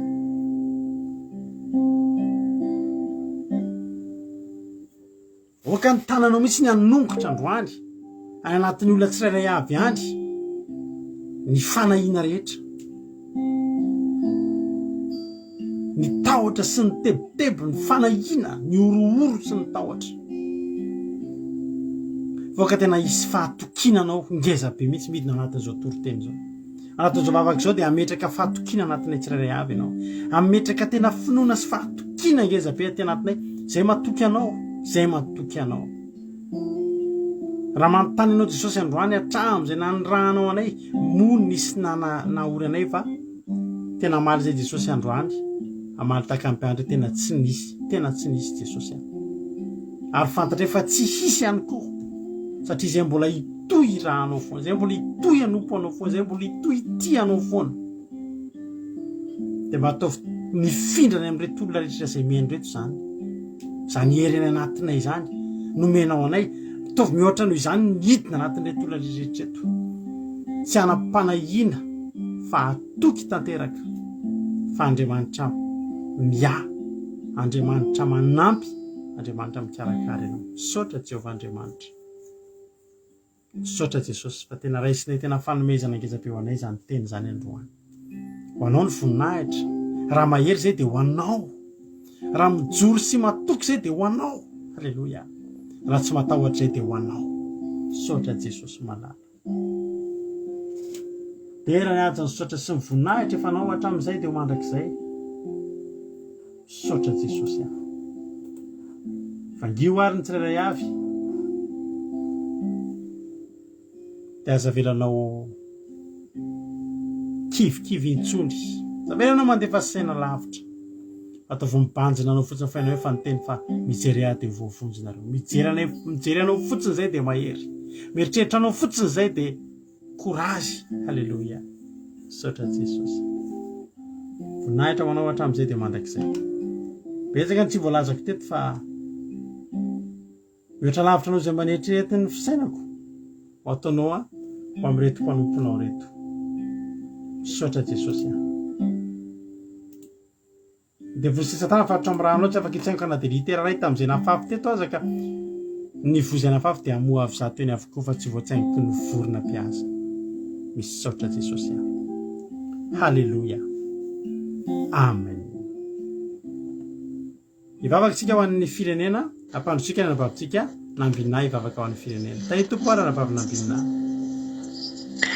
tainy tompo tsika rehetra dia tainy tompo pasteur Menakavy mbola hiary ivavaka ary tsika amin'izao fotoana izao mbola misaotra anao indray zay ry Jehovah Andriamanitra rainay tsara indrindra misaotra anao zay ny amin'ny fitantananao sy ny nitondranao anay teto tafavory maro be teto zay androany Jesosy angilatsofina hianatra sy hiaino ny teninao ary tena nakasika anay tokoa ny teny izay noentin'ny mpanomponao maro be teto Jesosy na nivavaka izany ary tsy ho mpiaino fotsiny an'izany teninao izany izay tsirairay avy Andriamanitra fa tena hoe akatoa hitandrina an'izany teninao izany Andriamanitra satria mamy loatra ny teninao Andriamanitra ary tena afaka iainanay afaka hivelomana rehetra izay aleoko ny vavanao Andriamanitra ary fantatray fa ireo olona izay nitondra ny teny ireo dia solombavanao ireo Andriamanitra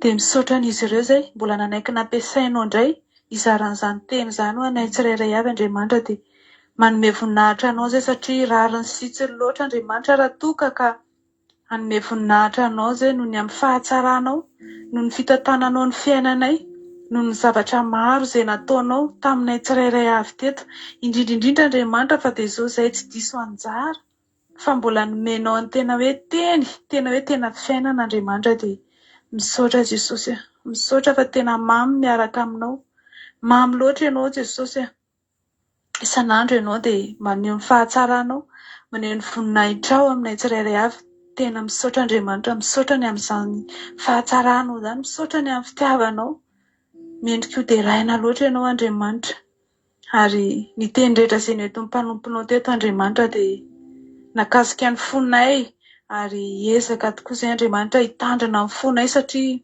ao anatin'ny fo no misy ny aina Andriamanitra ka dia ho tandremanay ny fonay Andriamanitra mba tsy ho petipetina amin'ny zavatra hafa na ho voaloto amin'ny fahotana ka ahatonganay ho tafasaraka aminao Andriamanitra ary hoentinay ao anatrehanao izany fonay izany ho sasanao isan'andro Andriamanitra satria mety tratra ny fahampetipetenana izay indraindray Andriamanitra dia atolotra ianao foana amin'ny fonay Andriamanitra na amin'ny fifaliana izany Andriamanitra mahafaly ny fonay dia atolotra ianao izany raha misy ihany koa mampalahelo anay dia atolotra ianao foana ihany koa izany Andriamanitra maharatsy ny fonay io dia mbola atolotra satria ianao dia dokotera ny fo io ary ny teninao dia manasitrana Andriamanitra dia atolotray omenay ianao ny fonay Andriamanitra satria raha ratsy io fonay io Andriamanitra dia ratsy ny zavatra rehetra izay ataonay tsy marina eo anatrehanao zahay.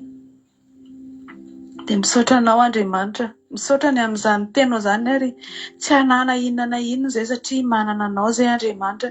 Ka ninona zavatra mety hitranga ety amin'izao tontolo izao ty, ninona mety firehany ety amin'izao tontolo izay ty Andriamanitra dia tsy hanahy zahay fa apetrakay manoloana ny seza fiandriananao izany rehetrarehetra izany satria tsy voafetra ny fanatonana ianao Andriamanitra fa malalaka ny fanatonana ianao. Ary mbola hitondram-bavaka ny firenenay izay Andriamanitra dia i Madagasikara izay efa tena diso fantatra loatra izany firenena izany Andriamanitra.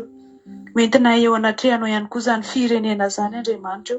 Hoentinay izay rehetrarehetra ao amin'izany firenena izany, na ny mponinao, na ny zava-panao ao, na ny firenenay, ny sisin-taninay, ny ninona mihitsy Andriamanitra ka momba ny firenenay dia entinay eo anatrehanao izany satria betsaka Andriamanitra ny zavatra mila mbola hovainao amin'izany firenena izany.